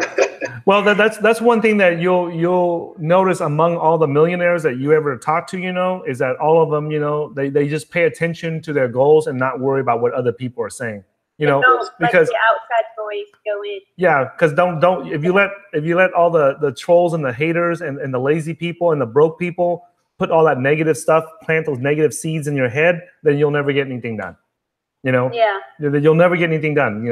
I've never seen somebody that's sitting there talking on the sidelines, ever become rich. Okay, the hopes are right off of you. Yeah, they need to go and do it instead of talking about it. You know what I'm saying? So, okay, let me see if there's any questions here from the YouTube here. Okay. So, Milton asking who you spend your time, Ty. Huh? What? Milton has one question, and he asking who you spend your time. Who's paying your time? My time? Yeah, you. He asked to you. Oh, I make enough money from trading and investing in crypto. I don't need to get paid for doing this. No, but he's saying. I think he means what you doing in the free. Yes. He say again. Who do you spend your time? Oh, during my free time. During my free time, my goal was to become wealthy. It's not so that I can stop working. I'm not lazy. But there's certain things that I like to build. I like to build stuff. Right. So one of the things that I like to build is when I was growing up, I heard a lot of bullshit. I learned a lot of people put bullshit stuff in my head from the broke people and things like that. And I struggled, I'm in my mid 40s now, and I struggled for years to learn to become wealthy. And a lot of the bullshit that they teach us in schools, a lot of the bullshit that our teachers tell us and that our parents tell us and things like that, they're not real ways to make money in the real world. And my goal has always been that, whenever I become wealthy, I would like to leave the breadcrumbs. I would like to leave a trail. I would like to leave a history of how these things are done. I would like to leave the instructions on how the next generation can do it, right? My philosophy is that I don't give a shit about leaving money to my kids or my family. What I care about is leaving the knowledge on how to do it and the correct steps, the knowledge to do it and the correct sequence to do it. Because there's certain things that you hear people do, right, to make money, but that's not the time to do it now. You have to wait until you become a millionaire to do that. Like a lot of people listen to like Warren Buffett and stuff. To me, that's a bunch of bullshit because you cannot do that until you get to become, until you have a lot of extra money. You can't really do that. So to me, that's bullshit. I would like to leave a record behind of what you can do when you're starting out in the ghetto like I did, when you're starting out as a refugee coming to America, what you can do as an immigrant to a new country. How do you start from scratch without a high school education, without a college education, right? Without any friends, without any, didn't come from a wealthy family. How do you start from that and move your way up society and up the wealth ladder? That's what I want to leave a record to my family for future generations and for the other people out in the world. I have a firm belief in this, Baccano and Kasey. 1/3 of the people that I talk to out there, they trust and believe what I say, right? On the other hand, no matter what I say, right, they're going to trust and believe it because they know that I have good intention to help them, right? And then you have, on the other end of the extreme, you have people that no matter what I do or say, they're never going to believe what I say. They're haters, they're trolls, and they've been trolling me for the last 5 years. They've been trolling you for the last 5 years. And when you start coming online, Kasey, they'll be trolling you for the next 10 years, and they'll never make a penny from your knowledge and experience, right? So I don't give a shit about the people on this side, right? All I care about is the people on this side that I can help. And then there's people in the middle, they're on the fence. They don't know if, hey, should I listen to this guy, Ty? Is he crazy? Is he a nutcase or what? Or is he for real, right? Those are the people that I want to help out, and the other people, right? Because, you know, I don't know how to help like the Red Cross or these charity organizations. I don't know how to save the whales. I don't know how to save the climate. I don't know how to save, you know, prevent war in the Middle East. I don't know how to do that, right? So my contribution, my way of giving back is by providing the knowledge that other people that are looking for it, they'll find it. They'll find it. They'll find me, right? So that's why we don't care. We don't care if people know about us. Like, you know, we've had, you know, a bunch of marketing companies come and tell us that, oh, you know, we can help you get more followers. Maybe we can help you get more subscribers. I don't need your help, right? I just need the people that are seriously learning about this.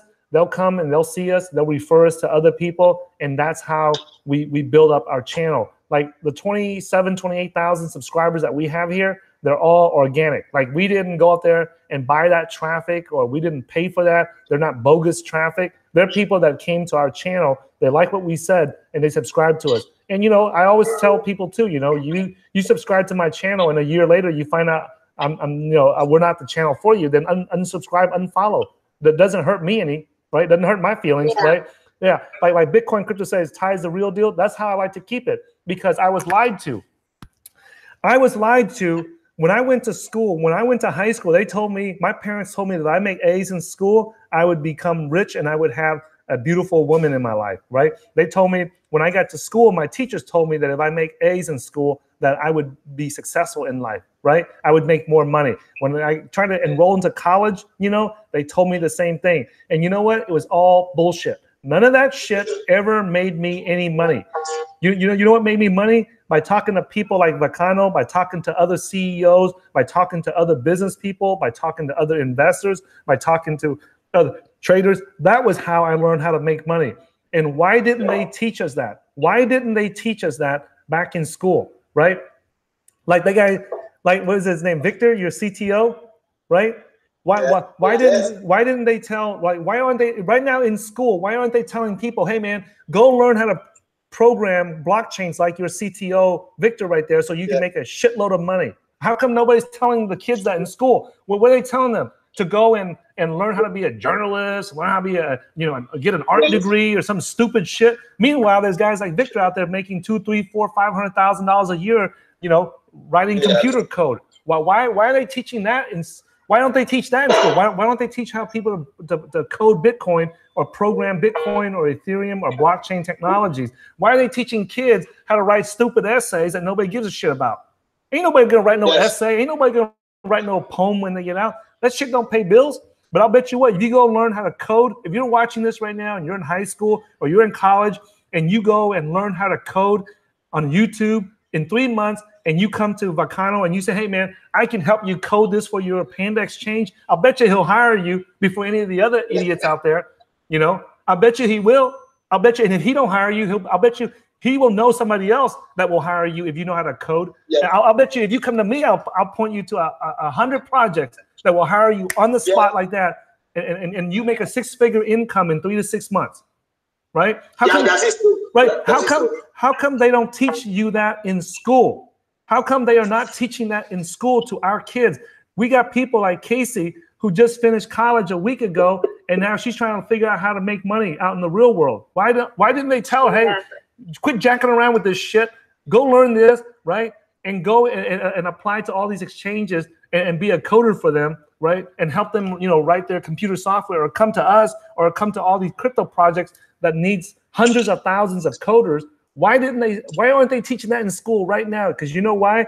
Because it doesn't fit their agenda. Their goal is to sell you education. Their goal is not to sell you information on how to make more money. Because if it was true that they would sell you information how to make more money like we do, right? We would be telling you, like we have people, right?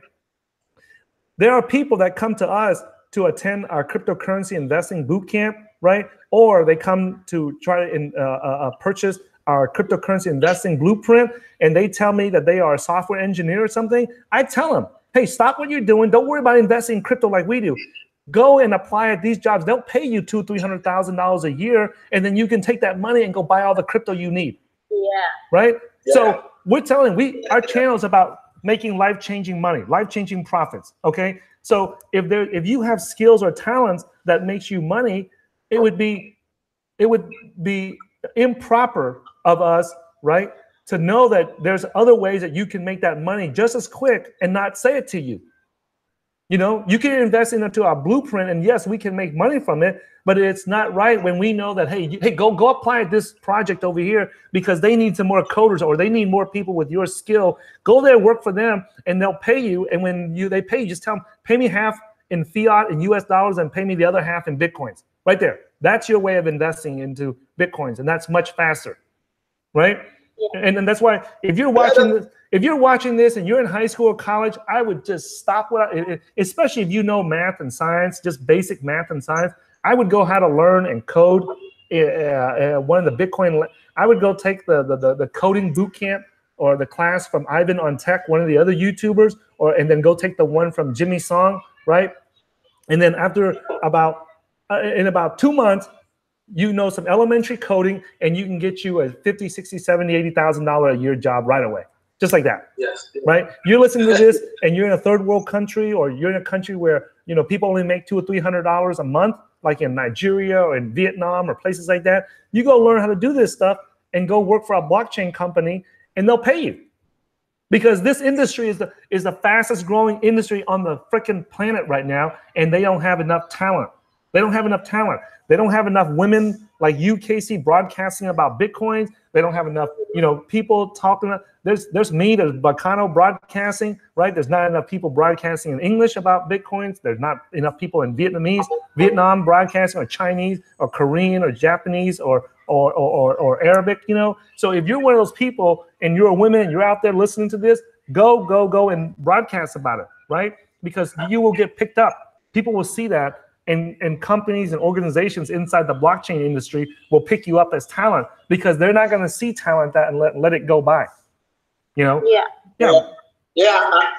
we need more women involved in Bitcoin. Yeah. We need more women involved in Bitcoin because for me, women are so smart for what she touch, and we need more women involved in this. I invite you to invite friends, invite more women to this crypto world, because here is much space for people who want to work to invent. We are in the beginning of this technology. Yeah, it's early days. It's still early days for programming, for YouTubers.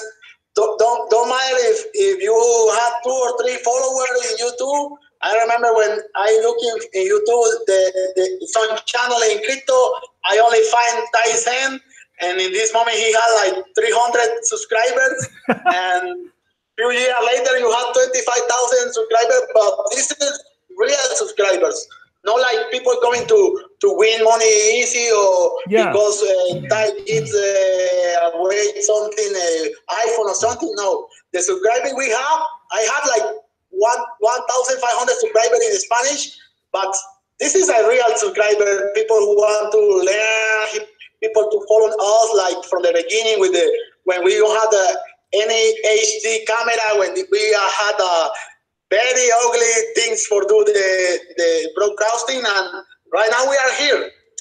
Like Tyson, I come from the ghetto, I come from the barrio. We are so 5 or 6 years ago, we are so poor you don't believe. We in my family before don't have for survive, and now we are in good position. thanks to the crypto, thanks to the hard work, thanks to believe in myself. And we are here. I invite you to every people who watching this, only do what you heard say, like, okay, you invest in crypto and start to do something now. Yeah, like Bitcoin Crypto just commented on the Rise app, you know, like Drake said, you know, start at the bottom and now we're here. We talked about that the other day. Started at the bottom and now we're here, Baccano. You know, and we are in this company. Tyson and Ana coming from Venezuela. I am Colombian, but I live in a part of my life in Venezuela. And people say, but you coming from Venezuela? Yeah, we're coming from Venezuela, and we are here. We are the first people in Latin America to see the potential of the crypto, and we are here. And it's not late for you. It's not late for you. If you are thinking to join now. Don't think. Join, and that's it. Yeah, that's the thing that. Hold on, let me bring Milton on. I think he raised his hand. He wants to join us on stage here. Hey, Ty, thank you so much. Just really quickly, it's 3 a.m. in the morning. I'm in Australia right now, but I'm from Colombia as well. Oh, okay. Hey. Saludos desde Bogotá. Saludos, mi hermano. Un abrazo. Okay, is your video on? Hey, Ty, just two questions. How did you learn Spanish? And secondly, I've been listening to your videos like since early January, and I found it really interesting because you speak really straightforward, and I love it. Oh, thank you. My question is how did you spend your time? When did you start in the crypto space? Like reading, like obviously you had from 9 to 5 or 9 to 6, and after you have the free time, what do you do? Like research, like Hey, just real quick, what was the journey towards? Because I know you put all your money in there. Hey, just real quick, there was a journey to where you are. Yeah. So just real quick, is your video on? Because it doesn't show your video. So because the audience doesn't see your video. Is your video on? Yeah, my video is on. Okay, it is. Let me just. Yeah, can you come out and come back in because it doesn't show any video? Sure. Yeah. Let me just quickly check and I'll go back. Yeah. La cámara no se le ve. Yeah. Yeah, ya voy a mirar, no te preocupes. Yeah. So you know what, Milton is actually asking a really good question, because when you talk to somebody that is successful, Kasey, one of the important things is asking the right questions, right? So if I ask, Baccano right now, hey, what Lamborghini are you going to go buy? Or what car are you going to go buy? That's just a waste of time, because that doesn't help you, right? Yeah, it's not relevant to your journey to becoming a millionaire. What's relevant is the questions of how did he overcome the struggles? So the question that Milton, and I want to bring him back on because the question he's asking is really excellent, right? Is how did you do this when you had a regular job? Like, how did you find time to do this, right? So those are the questions that are relevant to becoming wealthy, right? Is asking people the right questions. Okay, now we see you. ¿Qué pasa? ¿Cómo está? All right, cool. Yeah. ¿Cómo estamos? Okay, you said that you're from Australia, but you're in Colombia right now, right? No, I'm in Australia. I live in Australia. In Australia, and he's from Colombia. Oh, okay. So that's right. What is your name, Milton? Milton, yeah. Okay. I'm Asian too, so my grandfather was Chinese anyway. So okay, cool deal. So, okay, cool so deal. Here's you asked a bunch of really good questions, and I was talking about this while you were trying to get back on video here. A lot of times when we see successful people, a lot of times people ask the wrong questions. That doesn't help them. So when I meet another millionaire, what I do is I ask them the questions that I see people getting stuck at. Like, how do you deal with criticism? How do you deal with, working a night? Like you were asking us, like I was working a 9-to-5 job. How did I find the time to do that, right? Well, I took, when I was broke and I was poor, right? One of the things I learned was that poor people like to live someone else's life. They like to live Kim Kardashian's life. They like to live Angelina Jolie's life. They like to live Brad Pitt's life. right? They like to live LeBron James or Michael Jordan's life, you know. But what I found out, I used to sit around and I would watch my broke ass friends, and they knew every basketball player's name. They knew all their stats, right? They knew all the American football players' names. They knew all the soccer players' names. They knew what their stats were, what city they were from, what school they went to, what college they went to, you know, how many points they score, what world records they have. But if you ask them, you know, hey, man, you know, who's the CEO of Apple, or who's the CEO of Microsoft, right? Or what new products or new services are they going to release in the next quarter, right? Nobody would know. And I realized that, so when we're poor and we grow up in the ghettos and stuff, it's very easy to look at these celebrities and be ooh and ah by them, you know, because the Bible says that the prophet is never recognized in their own hometown. Okay, people like to see somebody else on TV, in the movies, Tom Cruise, right? You know, what's that soccer player that's all over the commercials now? Ronaldo. Yeah, Ronaldo, right? Yeah, so you know, ooh, wow, you know, they see him on the streets, and but he can't help them make money. You know what? I'd rather talk to Baccano. You know why? Because I can ask him, hey man, what are you investing in? Right? He can tell me what coins he's investing in, why he likes it, and I can go and actually do the same thing. I might not have as much money as he does, right? Or I'll maybe only have $10, maybe only have $100, but I can go take $5 and go, oh, you know what? He's investing in Bitcoin. So let me take my $100 from my paycheck and I'm gonna put $10 into Bitcoin like he did. Oh, he's in Ethereum. Let me go take $10 and put it in there, right? See, I can do what he does, and that's the mistake that a lot of people make when they're trying to become millionaires. Is they are following. They don't follow the right people, right? And they don't ask the right questions, right? I follow Baccano because I knew that he did not grow up in a rich family. If you go, like one of my team members, right? One of my silent team members, he grew up in a rich family. He makes a shitload of money. He had a shitload of money before he got into crypto. And now that we got him into crypto, he even got dozens of times more shitload money. Okay? But you guys don't ever see him on our channel. You know why? Because you can't do what he does. You can't do. He never worked a 9 to 5, right? So you can't. We don't want him talking about how he got rich because you can't do it. We only talk about me and Leon because you can do it. Yeah. When before we got into crypto, I was working 2 jobs. Leon was working, you know, a job at Dell. He never worked a job. I don't remember him ever seeing him work a job. So that's why. And then when I came home, Milton, to answer your question, right? When I came home, I never watched football. I never watched that TV that you guys see behind me right there, right? That TV right there. I just put that up there, right? So that when I'm watching the YouTube videos, I can see it on the big screen. So I can sit on the couch and watch the big screen. So when I'm trying to learn Spanish or something and know how to say the correct words in Spanish about crypto, I put Baccano or one of the other like Crypto Monedas or one of the other Spanish channels on the big screen. I sit there and I watch it, and that's how I'm learning it. Okay, so that's how you say Bitcoin in Spanish, or that's how you say cryptocurrencies in Spanish, right? Because there ain't no school that teaches that shit. You gotta learn from the people that's doing it in the field, right? How did I know that cryptocurrency to say it in Spanish was crypto monedas? Because I watched Baccano and the other guy saying that on TV, on YouTube, and I put it on my TV. I watch the people that I can learn from, that I can do.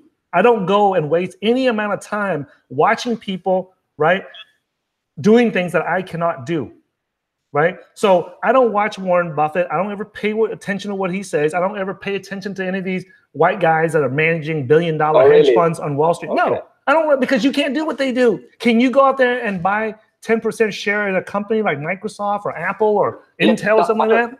Actually, that was one of my frustrations, though, because obviously you try to find people where you can relate, like not relate to, but sort of like where you see, okay, the goal is to make money. So you see all these icons that are a point of reference, though. So you see, okay, the Warren Buffett. So he says that he reads certain books, so you can buy and read those books, but there is a big gap to get into. So that's what I was asking you. Obviously, you went through 9 to 5 job. So after that, what did you do? Did you go into your house and you just begin to do research? This is what I did. That's a great question. This is what I did. When I came home from work, right, I would train.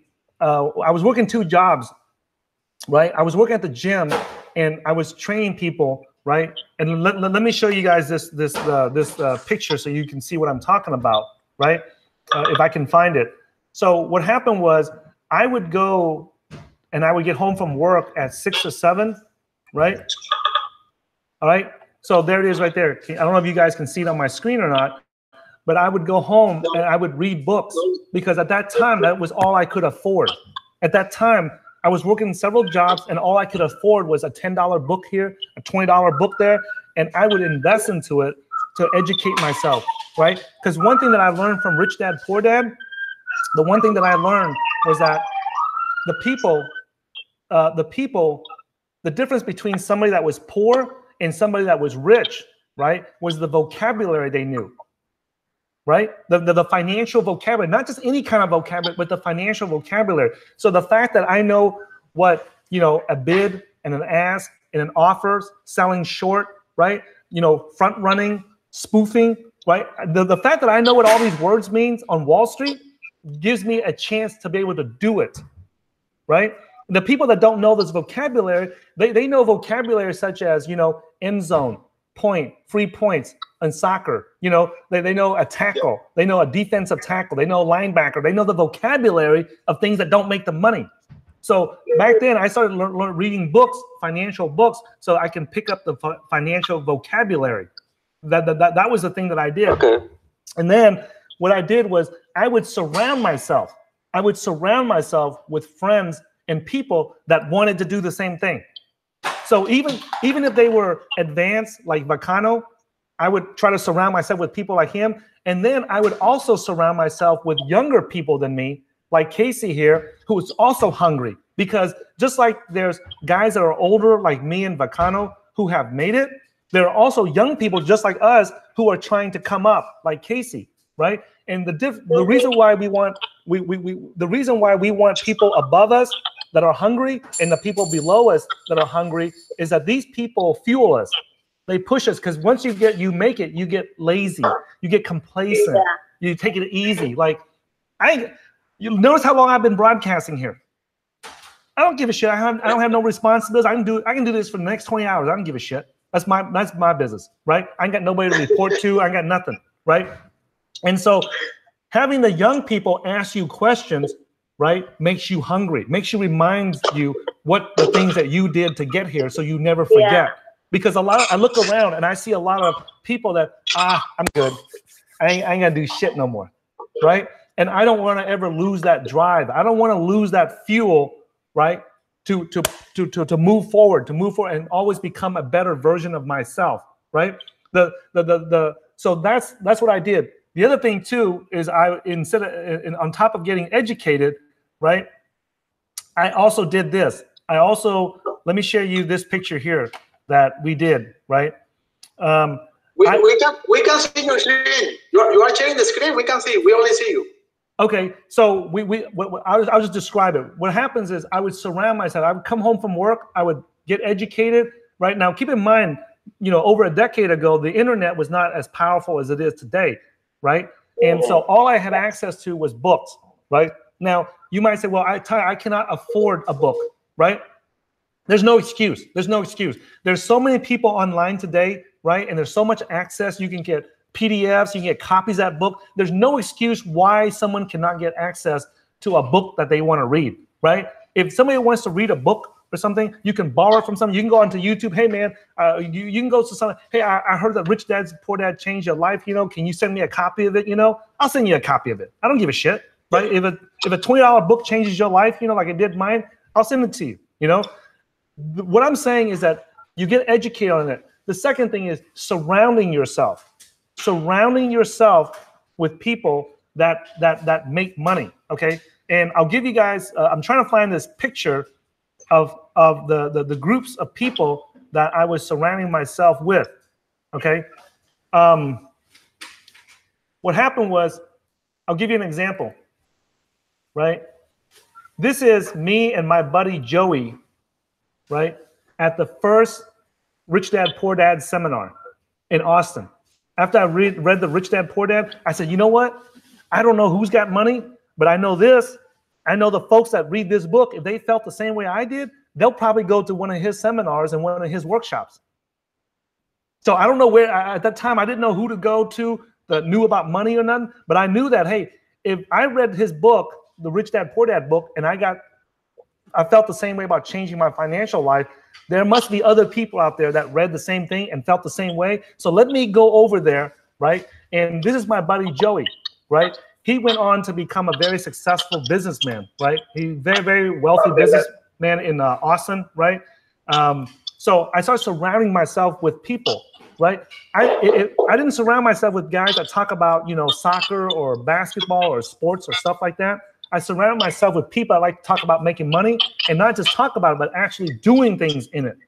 They're actually doing it. Like they're researching charts. They're actually making live trades. And I remember meeting guys that they didn't have a lot of money. They would just only buy like 10 shares at a time or 50 shares of stock at a time. But what that told me was, hey, this guy's talking about it. This guy's actually studying about investing. And this guy's actually buying 5 or 10 shares of that stock. Now, which guy am I going to hang out with? Well, I'm going to hang out with this guy, right? And people always say this, and people always say this, Kasey, in school, right?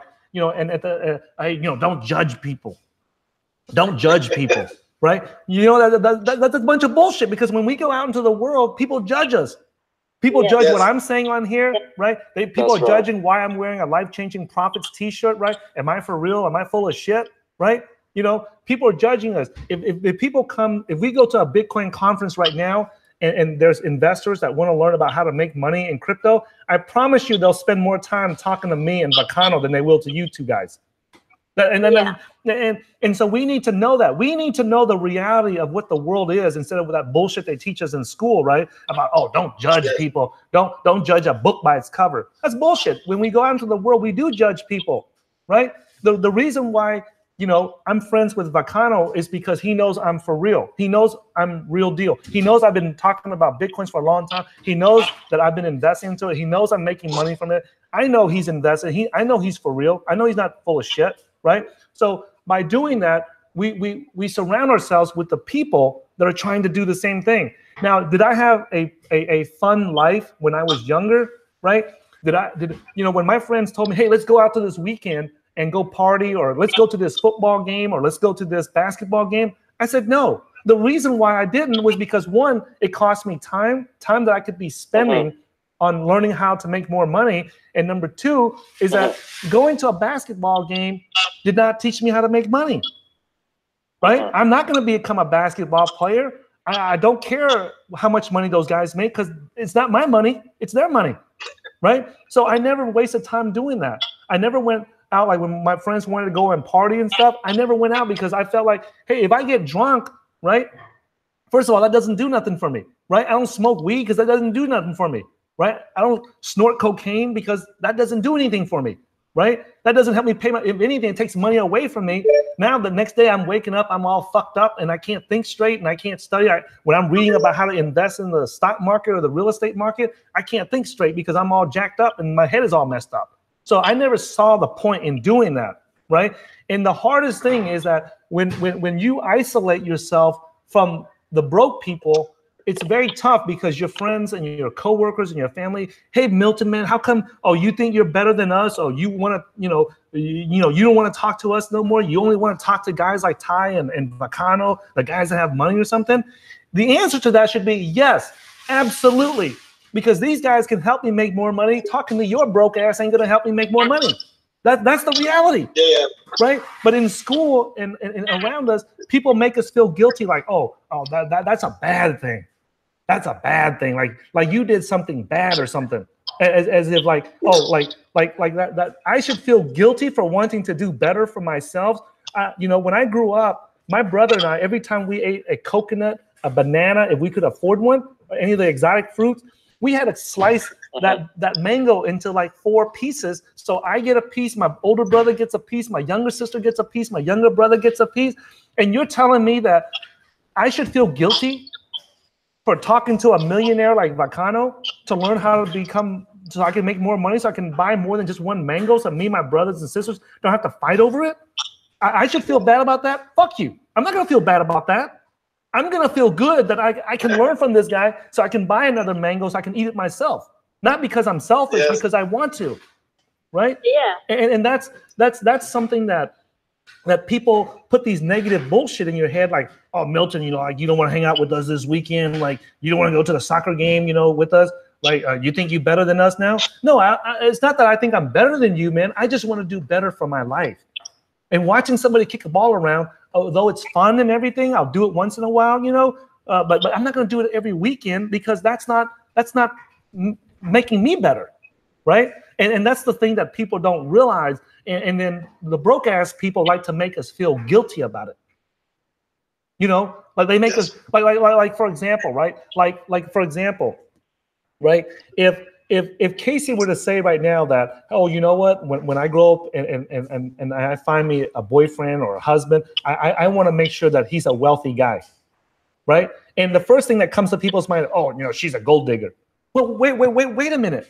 If Kasey was your little sister, right, and she told you, hey, man, you know what, when I get out of college, you know, I want to find the brokest dude that's going to be a bum, and when he comes home, I got to take care of him. I got to work 2 jobs just to take care of him. You would say, no, you're an idiot. Come over here and meet one of my friends over here. He's got money and make money here. You should talk to him because he's doing well. We wouldn't say that. But if we hear another girl say that, we would think, oh, she's a gold digger or, you know, she ain't worth it. But what's wrong with doing better for herself? Right? Yes. Like if Baccano, when we were all single and I told you guys, Baccano or Milton, if I said, man, I want to go find a girl that's got money, that's got education, and so I don't have to work 2 jobs to help take care of her, you'd be okay with that. You'd be like, man, I hope you do that, you know, right? Like if I came home and I said, hey, man, you know, I just found this girl named Beyonce and, you know, I'm going out with her and she's a singer and she makes millions of dollars. You guys would be like, great job, Ty, right? Yeah. Right? Yeah. You wouldn't say that I'm a gold digger, but we have this bullshit idea that, oh, if Kasey wanted to find some guy that did well and was wealthy and she didn't want to have to support his ass, well, oh, man, you know, you're a bad girl. You know, so that was the reason why we started this channel, because Leon and I, we got sick and tired of society and culture putting this bullshit into kids' head, into young people's head, people with talent, people that have tremendous amount of skill and talent. And what we're doing is we're putting bad software into their head. So now they go out into the world and they're struggling. Okay. So I know that's kind of a long answer, Milton, but the thing is, no, but it's right. It's good. Yeah, I come home from work. The thing that I got my attention is the vocabulary, the financial vocabulary. That thing it really makes me think, because the way that you put it is it never crossed my mind, but it's relevant. It's relevant because now when you understand the language, you're able to communicate, you're able to understand. So, I mean, it sounds, for someone else might be silly, but for me, it was really important. So I take that for myself. You know, and I'll share this story with you guys, how important having a strong financial vocabulary meant, right? And Baccano will back me up on this. Baccano and I was at the Miami Bitcoin conference, and the guys from RSK, from Rootstock, which is one of the major cryptocurrency companies and extremely reputable companies out there, and really good friends with Baccano. And he made the introduction. Hey, this is his name is Diego, right? He says, hey, Diego, this is Tyson. Yeah, and the guy recognized me, right? And you know how he recognized me? He recognized me because he was searching for Bitcoin and cryptocurrency stuff in Spanish. And it stuck to his head because I was talking about cryptocurrency and Bitcoin investing in Spanish in one of my Spanish videos.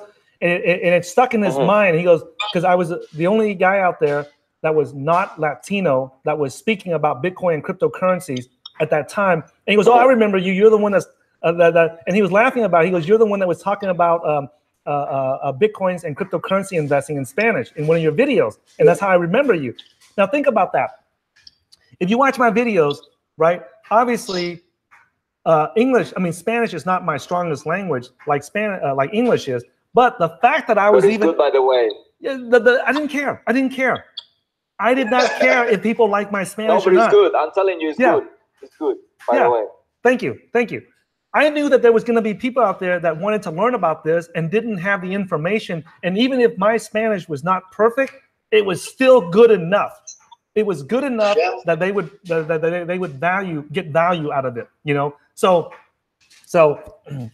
let me see here. This is a question. This is a comment from Lion Media. He says, Ty, it would be impossible for everybody to be a millionaire, right? Shouldn't invest our energy in building a more equal society instead of trying to hoard more money for ourselves? Okay, that's a great question right there. Here's the other lesson that I learned on my journey to becoming a millionaire was that your belief systems, your mentality creates your reality. If you believe that it's not okay if you believe that you can become a millionaire, you're right. If you believe that you can become a millionaire after coming out of college last week before you're 25 years old, you're absolutely 100% right. Now, if you believe that you cannot become a millionaire, right, then you're still right. But which belief serves you? Which belief is going to make your body go and take the action that you need to take to become a millionaire, right? So most people, they won't do it because they don't believe in it. So if Lion Media says, hey, you know what? I don't think that everybody's going to be able to become a millionaire. Well, he's right. So he's not going to take the action that it takes to become a millionaire, right? Yes. I don't care if everybody becomes a millionaire or not. All I care is that if I make the money so I can buy the mangoes I want, I can buy the coconuts and drink the coconut juice that I want, right? That's all that mattered to me, right? And this idea of being a fair world, people got to let that go. There will always be people that the world is not fair. There will always be people that know somebody that has more money. There will always be somebody that's taller than you. There's always somebody that's stronger than you. There's always somebody that's smarter than you. There's someone that's always prettier than you. There's someone that's uglier than you. Who cares? That worrying about if the world is fair or not does not pay the bills. Like, you know, I got to pay for this house. Like, it doesn't. It really, really doesn't pay the bills. And people worry about it so much when the reality is it has nothing. Who cares, man? Do you think my kids, when they want food and diapers, do you think they give a shit if the world is fair? All they want to know is, where's the milk? Right? They don't care. Okay? So that we got to let that go, right? If you want to make the world fair, make some money. When you make enough money to where you don't have to worry about money no more like we do, then you can sit here and run your mouth and help the rest of the world. But until then, you can't sit there and say you're broke. When you're broke, you know, and your ass is broke at home, you can't sit there and talk about, I'm going to change the world. I'm going to make this a better place. That's bullshit. That's bullshit. You're living in the ghetto. You're living in the hood. You ain't going to change nobody's life. Ain't nobody going to listen to you. Ain't nobody going to pay attention to a damn thing you say because your ass is broke, right? When I remember the first Vietnamese millionaire I ever met, right? He brings like all the rice from Thailand to America. Right, he brings I think 30 containers worth of rice every week into America. He's like the biggest, what do you call it, importer, exporter of rice from Thailand into America, right? And I remember him telling me this. He goes, look, let me tell you something, because I was telling him about changing the world and shit. And he said, let me tell you something, Ty. When your ass is broke and you tell people that's a dog, that dog is a dog, nobody listens to shit you say. When your ass is rich and you got money, you can look at a cat and say, that cat is a dog. And people go, yeah, you're right. Absolutely. And I'm like, what are you talking about? He goes, because people don't give a shit. When you ain't got no money, ain't nobody gonna listen to you. He goes, you want people to listen to you? You want to change the world? Go make some fucking money. Go make more money than you need and then use that extra money to help change the world. Otherwise, ain't nobody gonna listen to your broke ass. And that made me, now keep in mind, okay, guys, he's a very, I don't want to piss him off, okay? But he, because he's a good friend of mine, he actually doesn't talk like that. You know, he's actually a polite, you know, wears suit and tie. And he's like, hey, Ty, you know, if you want to change the world, you got to make some extra money. You can't change the world when you have no money, okay? So, and that's the thing, you know, you back to what you were asking me about what do I do when I come home? You're constantly, you got to push yourself forward. It's very frustrating because it takes a long time and things like that. In the beginning, when you have nothing, right? Everything costs time or money. To become a millionaire, it costs time or money. Okay. And there's no getting around that. Either you pay with time or you pay with money to learn. Like the guys that come to our cryptocurrency investing bootcamp, or the guys that purchase our cryptocurrency investing blueprint, they're trying to save time. They're doctors, they're lawyers, they're professionals that they don't have time. They got a career going on, so they can't, you know, sit there and waste all that time trying to figure it out. So they want somebody that's already figured it out and just tell them what to do, right? And show them what needs to be done. And that's what they do. So they're investing their money to get ahead. Now, if you don't have the money, then you have to invest your time like I did. I invested a lot of time because I didn't have no money to get further ahead. But any time that you have a chance to invest money to get ahead, you do that, because you can always make that money back. You can't make that time back. So the 40 years of my life I wasted trying to figure out how to make money, I can't get none of that back. But all the money that I wasted, or I don't call it a waste, I consider that money that I ever spent buying a book or a DVD or going to a workshop or going to an investing seminar, I consider that an investment in myself. Just like, you know, Kasey just got out of college last week, right? She invested all that time into college, right? Hold on, let me close this door real quick, the laundry room door. Hold on.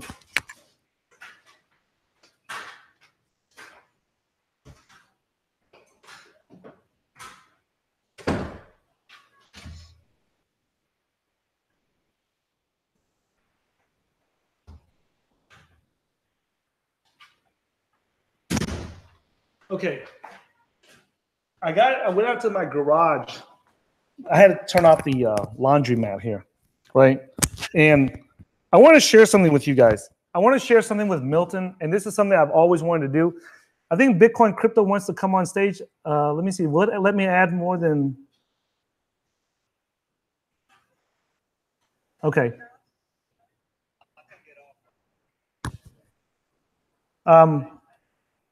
Hold on real quick. I got disconnected. Oh, he said no. Hold on real quick. Huh? Yeah. Hold on. It's not coming through on here. Let me reconnect here. I don't know what happened there. Why it disconnected from the. No, it's okay. No, okay. It's okay. Okay. All right. We can hear you. Okay. No. It has to feed the audio from here has to go into my mic for the people on YouTube, right? Okay. Lion Media says that the happiest people he's ever met were in poor countries or people in rich countries who chose to live with little or no money, and that's fine. If being broke helps you be poor, I mean, if being broke or being poor makes you happy, then by all means, you should. If that's the case, you shouldn't be watching this video right now, because on this channel we're about making life-changing profits. Right? So yes. You're at the wrong channel. You need to go to the charity channel or something. I'm just being upfront, guys. If you think that being poor, I don't believe that bullshit for 1 minute. That's a bunch of bullshit that poor people tell you. Broke ass people tell you that they're happier being poor, right? If that's the case, right, why are you watching this channel? Right? Because this channel is about making life-changing profits. So I don't know why you would listen to this channel for, right? See, and that's another bullshit that people put in. Broke ass people like to put that idea and that belief in other poor people, right? When I was growing up, you know, people were saying it ain't all about the money. Motherfucker, I ain't working 9 to 5 right now. I can do whatever the fuck I want. That's happiness to me. The fact that I can sit here and broadcast to you guys for several hours, to me, that is fucking happiness. I do the fuck I want right now, and I don't have to go clock into anybody and be responsible to anybody other than my wife and kids. That's fucking happiness to me. So whenever somebody tells me that, oh, it ain't about the money or money doesn't make you happy, motherfucker, I've been broke for 40 years. Don't tell me that, you know, that it doesn't make you happy, right? Fucking, it makes me happy. If it doesn't make you happy, give the money to Milton or to Kasey here, because you'll see them smile real quick, right? But when I was going out to close the laundromat room, right, the garage door was open, and I looked out there, and look at this. Look at this. Right? Look at this. I want to share this with you guys because this is a huge lesson, guys. Right? My wife and my mother-in-law was cleaning out stuff. They were just throwing shit out. They stole my old shoes out. I want you guys to see this toothbrush. Right? I want you guys to see this toothbrush. See how worn out it is? Right? If one of my viewers right now is a dentist, they're going to want to choke me right now for using this bullshit-ass worn out toothbrush, right? I got a new toothbrush, right? You see these shoes? It's all worn out. These shoes are probably, I don't know, 5, 6, 7, 8 years old, right? I still wear them. See how it's all worn out? You guys can tell, right? It's all worn out. When I walk on it, it squeaks. Like, you ain't gonna sneak up on nobody with these sneakers because they go, right? When you walk on them, okay? The reason why I want to share this with you guys is this is a huge money lesson here. This is a huge money lesson here, guys, right? Whenever we use a toothbrush, we try to get the maximum usage out of it. We try to use it, right? And I had to be reminded by my wife to get a new toothbrush because I wanted to get the maximum use out of this toothbrush, even though it only costs like $1 or let's say $2, right? I'm getting the maximum use out of this. I want to make sure I get my money's worth out of this $2 toothbrush. When I wear these shoes, even though they're like $50, $60 in the US, right? And I've had them for 5 years now, I'm trying to get the most use out of it. Why didn't I throw it away earlier? They're worn out. Look, the soles are worn out, the color's worn out. Like, it's not good anymore, right? I'm trying to squeeze every ounce of use out of this so I can get my money's worth, okay? I'm trying to get my money's worth out of these shoes. When I got the coffee, there's not a drop left, right? Why? I don't need to drink 12 ounces of coffee. 10 ounces might be enough, but that extra 2 ounces in there, I drink it anyway, right? When we go to the restaurants, when we order food, we eat every scrap of it. When we order coffee, we drink every drop of it. Why? Because we're trying to get the most out of us.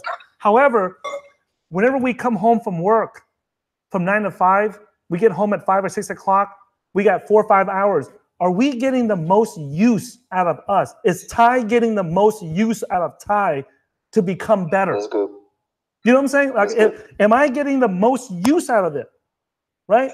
This napkin right here, I already blew my nose and I already wiped my mouth. I do it, but I haven't thrown it away yet. Why? Because I want to get the most use out of it. Right? Am I getting the most use out of me? Out of town? And is Kasey getting the most use out of Kasey and what Kasey is capable of doing? Is Milton getting the most use out of Milton? Right? And that's something that no one ever talks about. Like, why is it that I'm getting the maximum use out of this? There's no way that this toothbrush, is ever going to say that I didn't get the most out of it. The Colgate or whoever it was that manufactured this toothbrush, they're never going to be able to say that, man, this motherfucker got the maximum use out of our $2 toothbrush, man. Right? Whoever made these shoes, Nike or whatever, they can't look at this pair of shoes and go, man, this motherfucker got more than $50 of use out of this. Is Milton getting the most out of Milton? Is Kasey getting the most out of what Kasey is capable of doing? Right? We all have a human potential. Are we getting the maximum use out of us? Are we getting even 50%? Right? So when you ask me, what do I do in my free time after we work 9 to 5 and come home, Milton, right? I always sit there and go, man, I'm sitting here watching somebody else's life on TV, on Game of Thrones or on Walking Dead, right? Am I getting the most use out of Ty? I'm not. Why am I, I am worth more than this $2 toothbrush. I am worth millions of times, billions of times more than these $50 pair of shoes, right? But I'm getting the maximum use out of this bullshit, but I'm not getting the maximum use out of the biggest investment ever in my life, and that's me. I am the one who becomes a millionaire. I am the one who is more valuable than anything else that I invest in is me. Me getting off my ass and going to do the things, whether it's in cryptocurrency investing, whether it's building a business, whether it's building an exchange, a cryptocurrency exchange like Baccano right now, or whether it's, Kasey looking to, how do I become a millionaire, right? Is what am I doing? And every day when I wake up and I ask myself, right, when I was working 9 to 5, I got up at 7 o'clock every day, right? Me and my business partners, we all got up at 7 o'clock. Leon went in to check in at Dell Computers. I went, and taught people how to trade stocks. I went and trained people at the gym. I went and do all this shit, right? When I became financially independent and I didn't have to clock in 9 to 5 no more, guess what? I started waking up at 8 o'clock. I started waking up at 9 o'clock. Yeah. I started waking up at 10 o'clock. And I'm like, hey, you know what? I'm I'm free now, you know. I'm free from the 9 to 5. I wake up whenever the fuck I want, you know. I can wake up at 11 o'clock, 12 o'clock and have lunch and then go goof off and shit, you know. But then I realized one day, wait a minute, the same mentality that got me here, where I made the most use out of time, I squeezed every ounce of potential out of me, out of Tyson, right? Out of my shoes, out of my toothbrush, right? Am I still doing that right now? Am I still getting the maximum potential out of me? And what I found out was, no, I was not. Like, why the fuck did I get up at 7 o'clock every day to go work for somebody else and make somebody else money? And now that I have the ability to make myself money, right? Thanks for joining us, Baccano, right? Why is it now that I'm in a position where I can work for myself and put money into my pocket and my family, my wife and my kids? Why am I goofing off and getting up at 10 o'clock or at 11 o'clock when that's not normal? I was willing to get up every day at 7 o'clock for somebody else to make somebody else money. Why the fuck ain't I getting up at 7 o'clock to make me and my wife and my kids money? Does that make sense, Milton? You know? No, absolutely, bro. I'm just taking everything that you're saying, man. For real. Huh? Yeah. I'm just taking everything that you're saying. Yeah. I'm listening. I'm listening to whatever you're saying, which is good. Yeah. So when people ask me, guys, you know, like, hey, you know, you're financially free now. Why are you still, you know, broadcasting? Are you doing this shit? Because I was doing it for 40-something fucking years for somebody else, and now that I have a chance to do it for me, why the fuck am I not doing it for me? You know what I'm saying? Why did I spend 40-some years of my life doing it for somebody else, and now I have an opportunity to do it for myself, my wife, my kids, right? Come here, Athena. Right? She stuck her tongue at me and walked off. Okay? So I'm not gonna quit the hustle just because I've made it, right? The same things that got me here, I try to keep doing it. I try to keep that hustle going. I try to keep that drive going. I try to surround myself with older people that have made it, younger people that are trying to make it, right? Because I would rather spend my time for 5 hours a day talking to you guys that are trying to get to, you know, where I'm at or higher, versus fucking watching Michael Jordan on goddamn basketball or listening to dumbass, you know, Warren Buffett or something to shit that I can't do, right? Because I might share something with you that you might do and make you successful, and you might turn around and go, hey, Ty, try this, right? And help me take myself to the next level, you know? So, all right, let me pause for any questions or comments, guys, right? So Lion Media says, Ty, changing your toothbrush every 3 months increases your life expectancy. Hey, see that? Don't know if it's true or not, but I can afford a new toothbrush, $2. I'll do that, right? So, all right, you can Google to find studies about it. No, I'm not going to go Google it and find studies about it. It's easier to just pay $2 for a new toothbrush and do it and see if it works, okay? The other thing, too, is I have a six-figure job, and it's tough. I had achieved the top when I got this position. Since I started following crypto really close, I figured I have a lot more to go. I will get there. Now, if you have a six-figure job and it's doing well, right, and you work 9 to 5, right, when I had the 9 to 5 job, you know, I was not making six figures, right? But when I first started learning how to trade, okay? But there's nothing wrong with coming home and investing 2, 3, 4 hours into yourself to help take yourself to the next level, to squeeze out, you know, the maximum potential out of myself to go to the next level. I don't see anything wrong with that, okay? Because when you don't have, now if I was making a six-figure job, one of the things that I would do different if I had to do it all over again, Milton, is that I would go and invest into somebody that was doing what I wanted to do, whether it was building a business, starting a new business, or whatever it was, you know, losing weight or getting stronger or learning martial arts or learning to speak a different language. I would invest some of that money to go get somebody else that's already done it successfully, that knows how to teach it. You can't just get somebody that's done it successfully, but you got to get somebody that has done it successfully, that knows how to communicate it back to you so that you can do it. That's the key, because it's just natural. There's certain people that don't know shit, and then there's people that know shit, right? But they just don't have the talent and the skill to explain to you how it's done, right? Or if they do, they don't explain to you in the proper sequence, because you might have the right ingredients, right, to know how to make an apple pie, right? So there's people that don't know how to make an apple pie. They just know how to eat it. That's it. They don't know how to make it. They don't even know where to even start, right? Then there's people that know how to eat the apple pie and they know how to make it, but they just don't know how to explain it to you to do it correctly. But if you give them the ingredients, they'll know how to make it and you can eat it with them, right? But they just don't have the capacity or the skills to explain it to you or somebody else. Then you got the people that know how to eat the apple pie, they know how to make it, and they have the ability to also explain to you the right ingredients to use and why it's the right ingredients and why that's the best ingredients and the correct sequence in which you do it. So what happened was when I first learned how to trade stocks and Forex and futures, I was learning from somebody that know how to trade it and make money, but they didn't know how to teach it in the correct sequence.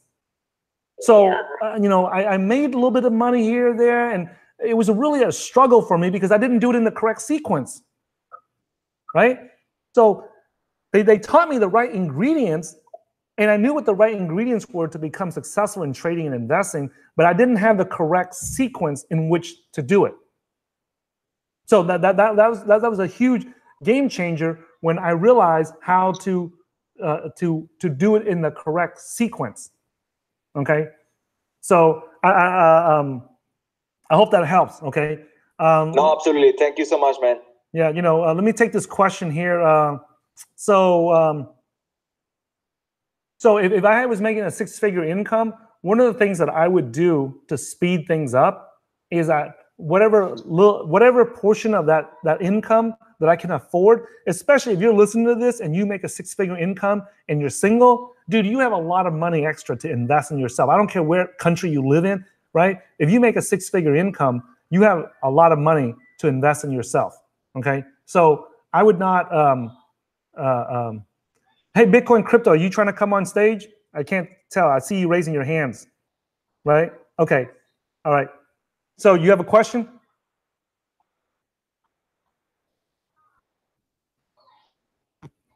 If you have a question, let me know. I see you raising your hand. I don't know what you're raising your hand. Okay, Bitcoin plug, right? All right, let me bring Mike here. Mike is one of our clients. He's one of our bootcamp attendees. Let me bring these guys on, right? So I'm not sure why it's not connecting, guys. Maybe it's me. Maybe I'm the problem. I'm on, Ty. I mean, I don't know if you hear me. Okay, so it's mine. It's on my side then. Let me get out and get back in here, right? Let me get out and get back in. So all right, so it was on my end. So I don't know if Milton was. Okay, if you guys want to come on, just it's on my end.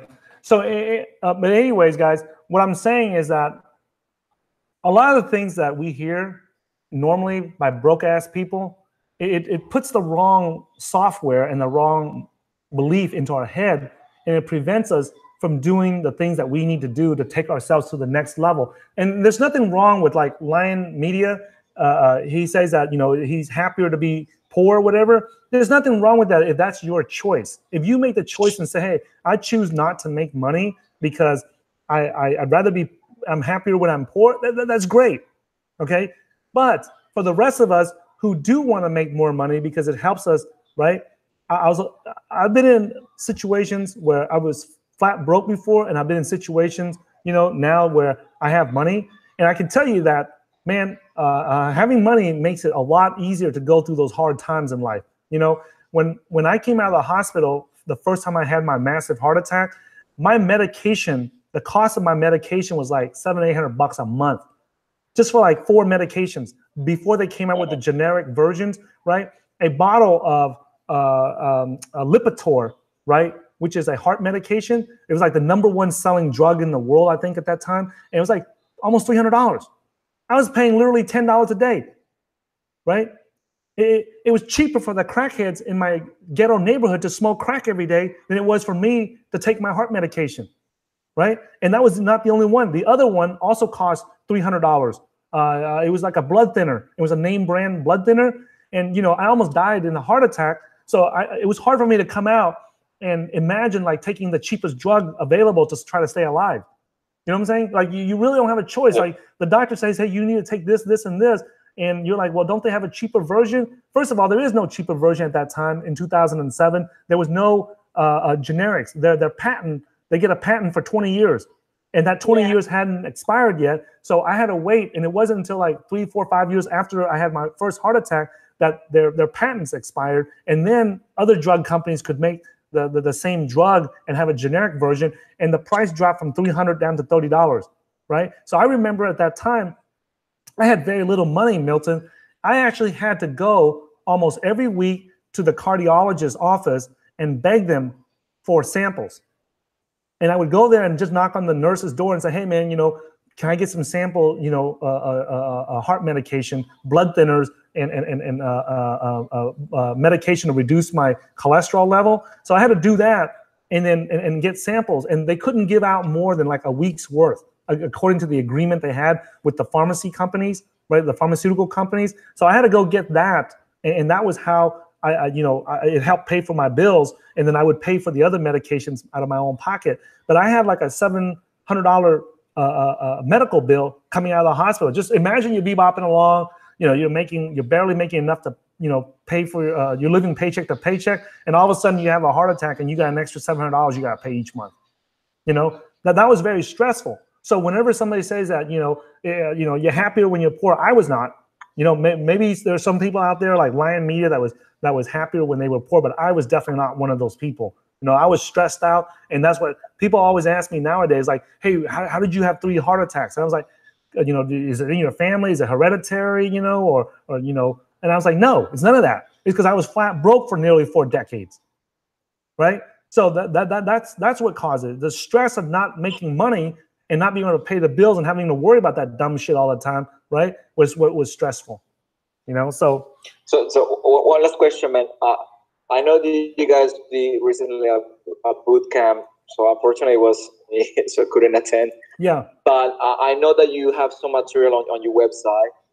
Is that you created like sort of like a package? Like so that already started for crypto? Yeah.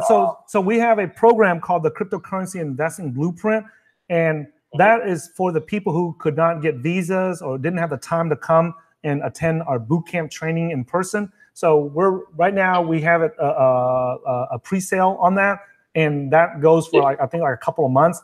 And then after that pre-sale is done, then we're gonna have we're gonna release the product to everyone, right? And it's a recording of the entire bootcamp for the folks that cannot attend the bootcamp in person. So all right. So that's you can take a look at that. It's on our front homepage. You can go there and read more information about it. So if you're interested, Nice meeting you. So yeah.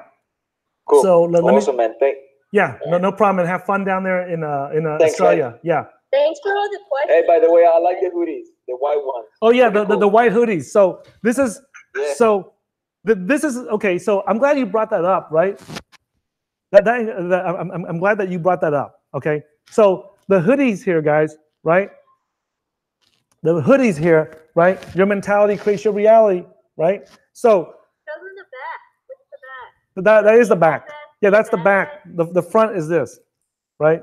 The front is this, right? So we got the life-changing. This is just a prototype, guys. This is just a prototype. We have to get the approved by our intellectual property attorney to make sure all the trademarks and everything. We're going through the registration process right now to see if we can get trademarks and everything on it before we can release it, right, to the public. So we run everything we do by our lawyers and make sure that everything we do is compliant, with government regulations before we release it to the public, But I'm glad you mentioned about that, the hoodies, because here's another millionaire success lesson that I want to share with you, right?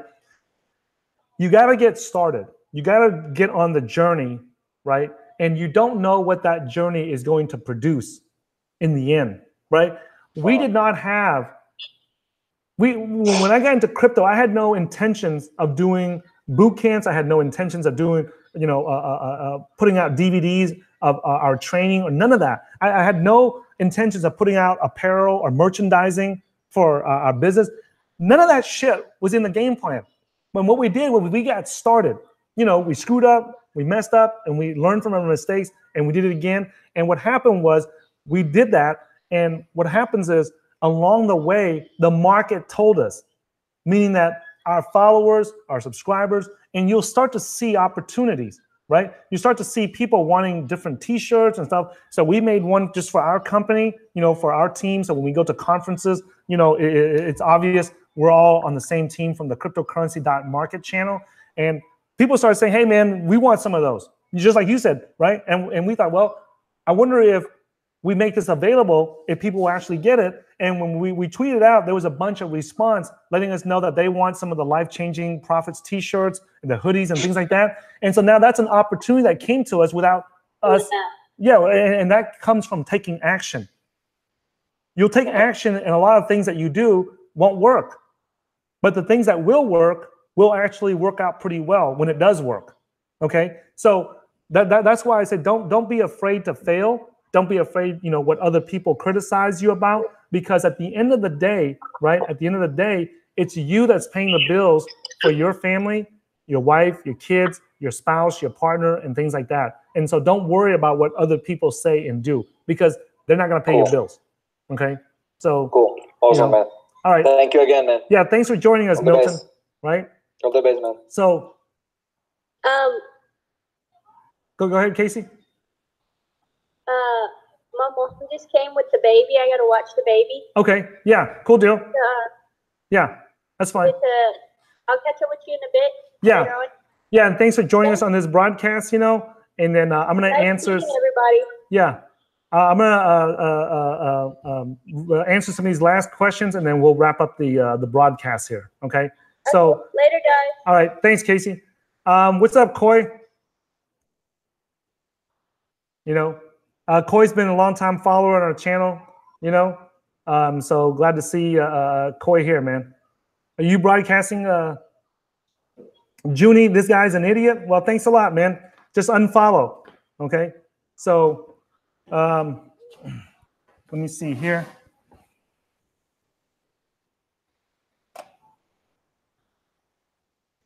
Let me see. Okay. Talk about when you gather the information you needed, retain, and started to apply it in real life. Okay, so the first things that I did, Coin Martian, when I started gathering information, I started applying it as soon as I can. Like as soon as I'm the guy. Let me see here. Coin Martian. So hey, what's up, Milton? Right? How you doing? You got a similar shirt to me. Don't worry, BAPI. Yeah. So I was just doing great, man. Where are you at now? I just moved to LA. Okay, nice. Yeah, I'm at my new place.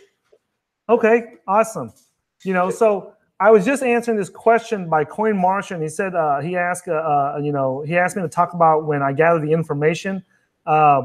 That I needed, and retain. How long did I start before applying in real life? So I try to apply as quick as I can whenever I learn something. So like I remember back when I was first got into stocks, right? Learning how to trade stocks. I did not have the money to actually buy stocks because I invested all the money that I had into getting educated by these professional traders, okay? So I went out onto the streets in downtown Austin, okay? And I noticed that there was so many people that came to downtown Austin in the club district. And there was a lot of, rich kids that went to University of Texas. I'm looking around, I see all these like nerdy, preppy kids, and all these, college kids spending a shitload of money, right? And I just had this wild idea up my ass, that I noticed that all the bums down there, all the homeless people were going around asking me and other people for money, and people would give it to them. Like, hey, can I get $1 from you, Milton? And some people would say no, some people would say yes. And I had this wild ass idea in my head that, you know what? I need $10,000 to start a trading account. I need $10,000 to start a stock trading account. And I'll bet the millions of guys that walk around here, all these, college, all these preppy kids that's walking around here, these what do you call it? These frat boys, right? I'll bet one of them has so much money that they would probably be okay with giving me $10,000, loaning me $10,000 to go so I can learn how to trade in the stock market. You know, so I started asking everybody that came by. I said, hey man, you know, hey, they would, you know, we would get into a conversation about something, and then they would ask me what I do, and I said, hey, I'm learning how to trade stocks right now. Would you happen to have $10,000 for me to trade? And I remember all my coworkers saying, man, you're an idiot. Who the hell is gonna on the streets are gonna give you $10,000 to trade? And I'm like, I don't know, but I'll find out, you know. And so I asked several hundred people, and one day there was a guy, and you know what the pedicabs are? The guys that ride those bicycles around that have like a little carriage in the back, and they, you know, they transport people around, kind of like a rickshaw.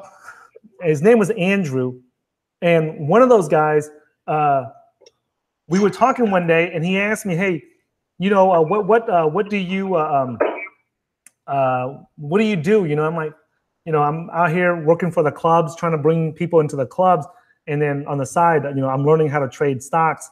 And, you know, if you have $10,000 for me, you know, I'll go trade it for you. And if we make any money, I'll split it with you. You know, nice. And it shocked me because he said, do you know how to trade stocks? You know, and at that time I was just learning. So I said, no, I don't know how to trade stocks in the live markets yet, but I've been spending the last few years learning about it, and I spent all my money learning how to do it. So now I need like money to open up an account and then start trading, right? And so he goes, well, how do I know you know what you're doing? And so I told him the guys that I was learning it from, and I said, well, you can go do research and back it up. And I gave him some character references about myself. You know, I opened up my phone. I said, hey, just pick any number, call anybody that's on my phone, and they'll give you a character reference about me, you know? And so he did do that. And that's how I ended up, you know, one thing led to another. And that was how I ended up getting my first $10,000 to open up a trading account back in 2000, in the beginning of 2008 to 2007, late 2007, early 2008, somewhere around that time period. And that was how I got my first money to open up an account, you know? So that when there's a will, there's a way, you know? Yeah, we had so much in common, Ty. Yeah. Like when I first started and I got my first investor, I was doing the same thing, but I was doing it while I was working at a restaurant as a server. Yeah. In Buckhead, Atlanta. Yeah. So like Buckhead, Atlanta has a lot of money. So every table that I thought like would understand Bitcoin, yeah, that had money, I just was like at the end. Oh, and by the way, I hope that you guys looked into blockchain technology and crypto and Bitcoin. And they're like, Bitcoin. And then some people would start asking me questions and stuff like that. And then it only took one. Yeah. It only took one person to say, you know what? You know what you're talking about. Let's talk. Yeah. You know, keep in mind, I talked to hundreds of people, right? And I remember my coworkers all saying that I was stupid. I was an idiot. No random person on the streets is going to give me money, you know? And I'm thinking like, well, you can't tell me that because look at these, you know, homeless people asking people for money every day. You know, and I read in the newspaper, in the Austin newspaper, that, you know, the average homeless person was making like, you know, $8 and something an hour, you know, running around, you know, asking people for money. And I said, man, there's got to be somebody in this crowd. Like if you go down to Austin, Texas, there's like millions of people out there, right? And so, what's up, Mike? You know, there's millions of people out here come down here every weekend. There's got to be somebody that has money. Mike wants to get on stage here. He raised his hand, so let me bring him back on, right? So I brought him. Are you trying to get on stage, Mike? If you are, just let me know, because I brought you on several times, but it's not working for some reason, right? But that was how I actually got started, you know? So I don't think I ever shared that with anyone online, but that was actually how I got started my first trading account, similar to what you did, you know. So hey, talk about hold on here. Give me 1 second here. The audio got cut off here. Hold on. Give me 1 second. So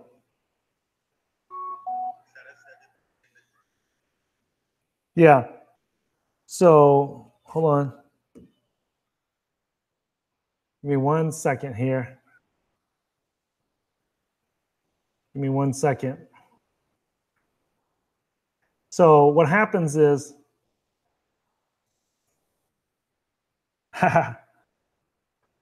Baccano's back. So Bitcoin plug. Yeah. Yeah, there is, man.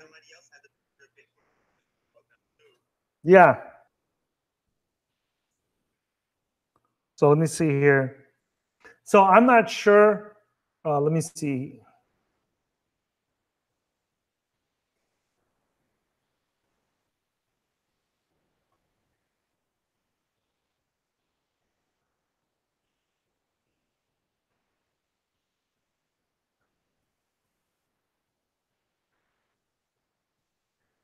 Okay.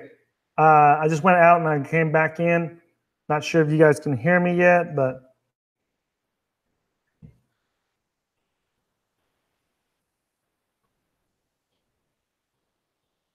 yeah, still in NXT, man.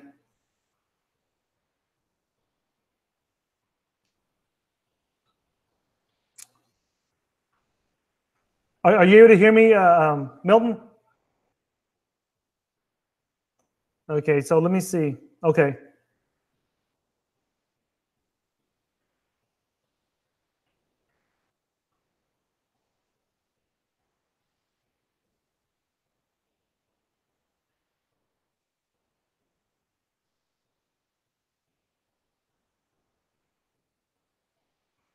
Okay.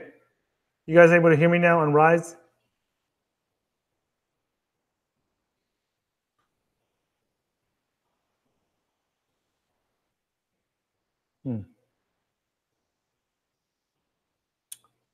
Okay.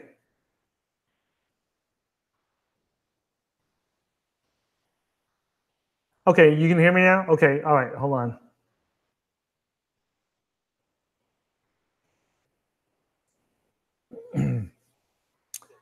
All right, let me see.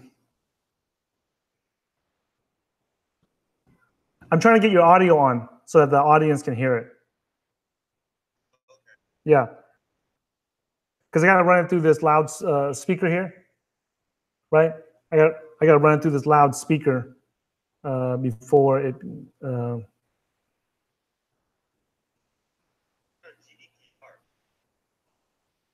Let me see here.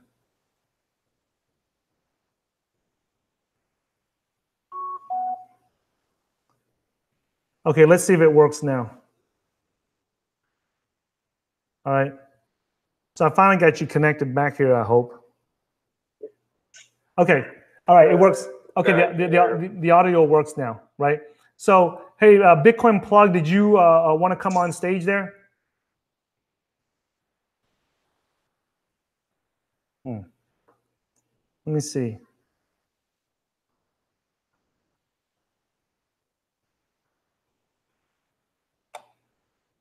Yeah, for some reason, after you do something, yeah, I don't hear you. No, the thing is, I'm using Windows Connect to connect my Android phone on there. Let me bring Bitcoin Plug up on stage here. So, hey, what's up, man? Nice and shaved, man. Nice and shaved. So I look good on camera for you. Hey. I appreciate that, man. I really want to ask you, like, about this other stuff you invest in, gold and silver and that kind of stuff, you know? Well, I used to. And whether it's worth it for some, because you know the whole hodling thing is just, I don't have the patience, so I got to play with something else. Well, here's the thing, man. Like a lot of times, when I used to coach people how to trade stocks and futures and forex and stuff, a lot of times people forget why they're in trading and investing. They forget why they got into it and why they took the risk to get into it, right? We all get into trading and investing, whether it's stocks, futures, forex, crypto, anything, bitcoins, right? Real estate. We get in it to make money. And a lot of times people forget and they think they get into it for excitement. So they want to be trading, they want to be doing something. Like people are so used to working a 9 to 5 right? They're so used to working a 9 to 5 that they forget what they're in here for. They're in here to put their money to go to work for them, right? So if putting your money in there to work for them, right? Yeah, like Will Richards says, it requires patience, right? You can't go in there, or I should not say you can't, but if the goal is to put your money to work for you, you gotta let your money work for you, okay? I don't know if you were here earlier at the beginning of the broadcast when I talked about, you know, your 2 default business partners. The first one is a calculator. The second one is the government, the tax man, right? So a lot of these short-term trading that people are doing, it costs a massive amount of taxes. Like, for example, like if since I'm in the one of the highest tax brackets, right, in America, if I trade something and I make $100,000 profits right away, right off the bat, 40% of that goes to the tax man, right? So God bless Puerto Rico. Yeah. So So do I want that to happen, or would I rather sit through sit through a 40% crash in the markets? Right? Well, you know, for me, I'd rather sit. The whole thing you say, talking about, you know, people doing the average thing, I was honestly always like that, man. I could never work for somebody else, even if I was broke. I will wait it out till I come across a gig or something. And I used to look at people, you know, just like when I used to party and I used to be up when people are getting up to go to work, I used to look at them and I say, like, you know, they just look at the next man, see what they did for money, and they go follow it blindly, you know? Work to pay for the car that takes them to work, that kind of, I was never into that. And I always was looking for that niche. I always believed that people who go to the side and do these side things, different angles of making money are the people who make it. You know, I knew a few millionaires growing up, and none of them did the school thing. Not one of them went to the school, became, you know, went to college and the, you know, the usual. So that goes along with what you're saying. Is that hold on, I just got a hilarious comment here. Is that the real Superman that's calling me a fool here? Or is that just a bogus fake account? On YouTube? Yeah. Let me see. I think it might be a fake account. Yeah, I think it's I know there's a Superman fake account and Ivan on Tech fake account that's always trolling. Oh, okay. Yeah, because there's no way that the real Superman, you know, would be stupid enough to say something like that, you know, to someone who started the first, to someone who started the first Bitcoin. Start some crypto drama. Yeah, to start some some drama with somebody who started the first Bitcoin and cryptocurrency trading and investing channel on the internet that I know of. but that is funny though. You know, that is funny. So here's the thing that Milto's asked. That's a good question, right?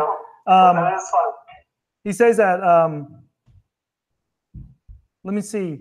What is the threshold you hit in order to say that I work for myself, right?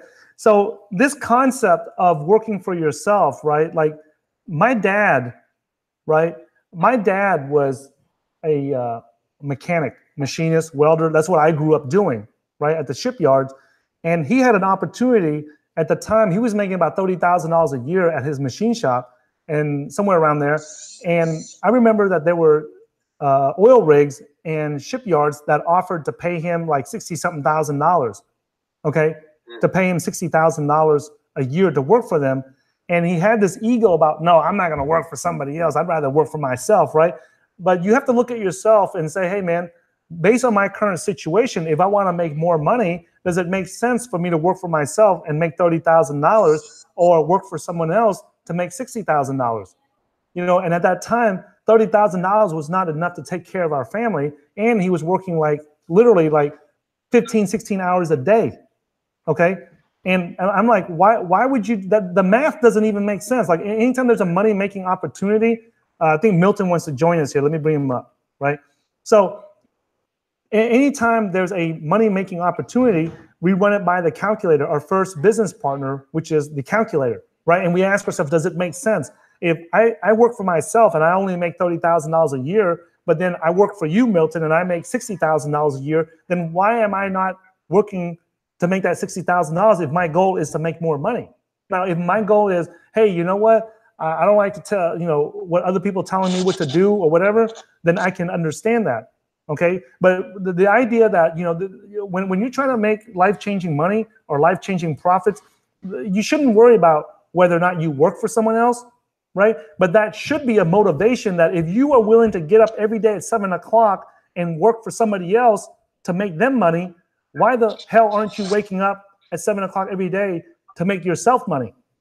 See, now that's the question that I would ask myself, okay? And that's the thing that a lot of people forget in crypto is that they might become wealthy and then they just, slack off and quit and give up or something like that, okay? So what I would say is, what's up, Kevin?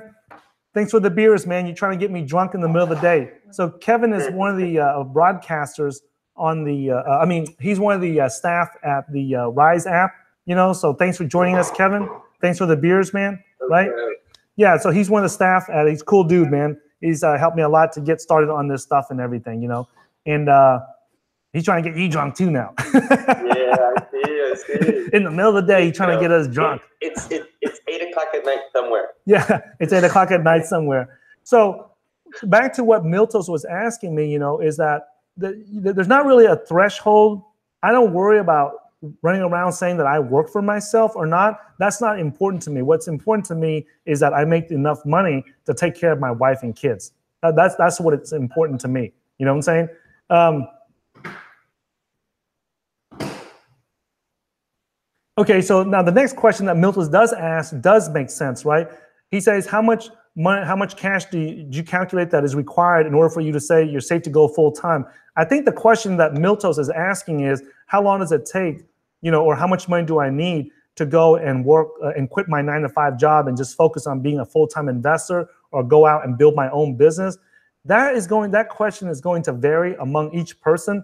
Like for me on our team, when I had enough money to put away for like 2-3 years worth, to where I had enough, I need about $4,000 a month. So 4,000 times 12 months a year, in a year, that's about 48,000. So just round that off to about $50,000.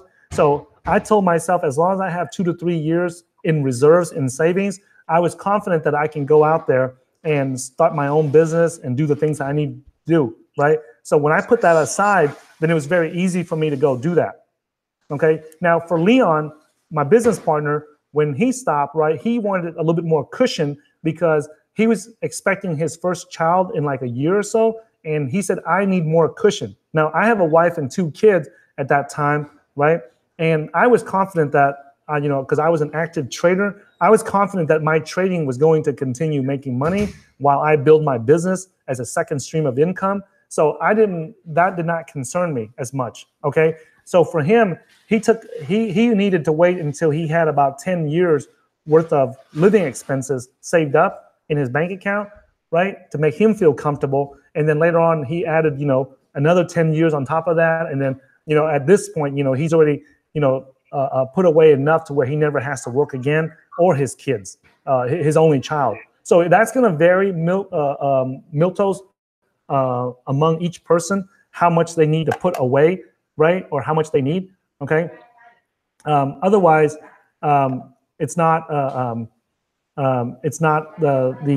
case, okay? It's going to vary among each person. For some people, they can tolerate a lot more risk, so they can do a lot more. For some, they cannot, okay? So I hope that answers your question, Miltos. Great question, by the way. Chris says that Tyson is an OG, but he's kind of newbie still in crypto because he only talked about NXT before, but I don't know what he's up to now, okay? So, I think he calls me a newbie in crypto. I guess if I've been in crypto for 5 years and I'm still a newbie and I started the first Bitcoin and cryptocurrency and trading and investing channel on the internet and I'm still a newbie, then I guess all these new guys that just started last year is a bunch of clowns then. If that's the case. But, so, all right. And Chris Cass goes, he's holding bags on minus 40%, So I guess he knows everything about me, so that's great. So they will always. A stalker. Yeah, I got myself a new troll here today. Okay, so welcome to yeah, noobs calling noobs. Yeah, I was the first channel on the internet to tell people to invest in Ethereum when nobody even dared talk about it. And he's telling me I'm a noob. There's always people that's going to troll you. So, hey Ty, I had a question. Yeah, what's up? So, are you familiar with GDPR? GDPR, that sounds familiar. What's that? It's the general data privacy regulation. Oh yeah, in yeah. Europe.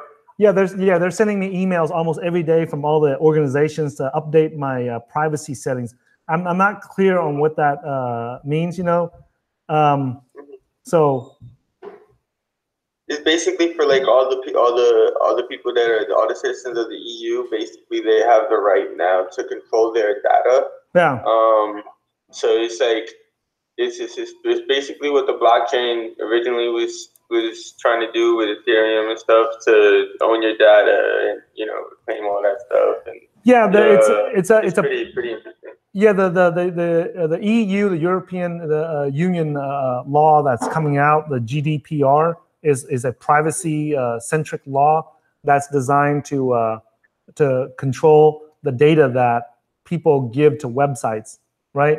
So all this stuff is coming out because of what happened in my opinion, all this stuff is coming out because of what happened in the Clinton and the Trump election, okay? Because the Clinton side spent a shitload of money to get Clinton to win, and they were using all kinds of data from social media to see who they can target for advertising to get them to vote for Clinton. And they thought that they had the advantage because they had Facebook on their side and all kinds of stuff. And in the end, they lost the election. So they're very pissed off, and they didn't realize that, you know, at the same time that they were using all this personal data and collecting all this personal data to try and win the election, they still lost anyway. So now they upset, and I think that now people are trying to say that, hey, you know, you can't be using the people's personal data to try to win your election and stuff. And that's what I think it has related to. So they're just using the excuse that, you know, they're protecting everyone's privacy, which they should be doing anyway, right? But they're just using that as an excuse to change some of these laws in anticipation of trying to win the next election. Okay, so and it's not, I don't think it's just one side doing it. I think it's both, you know, everyone is trying to do it to make sure that no one tries to have an advantage in the next election. Okay, because they saw what happened in the US, and the people in Europe are concerned that that's going to that's happening in Europe as well. So that's the reason why they're coming out with all these things like that, you know, so. Yeah, I saw Vitalik. He just tweeted about the GDPR being one of the main reasons why Parity Passport project has discontinued. Yeah, so I'm not sure if Starsha raised their hand to get on stage, but if you want to get on stage, just raise your hand. Okay. What's up, John? John is from Southern California. He's been a long-time follower for us. So let me put Mike on again. He's trying to get on stage here several times here, right? So, hey, what's up, man? All right, good, brother, good. I just wanted to touch too upon, Milton's question. Just real quick, Mike. Can you come out and come back in, because your video is not on? Yeah, you're loading. Yeah. So if you can just you know, like backspace or back out and then come back in, I think the video will work, right?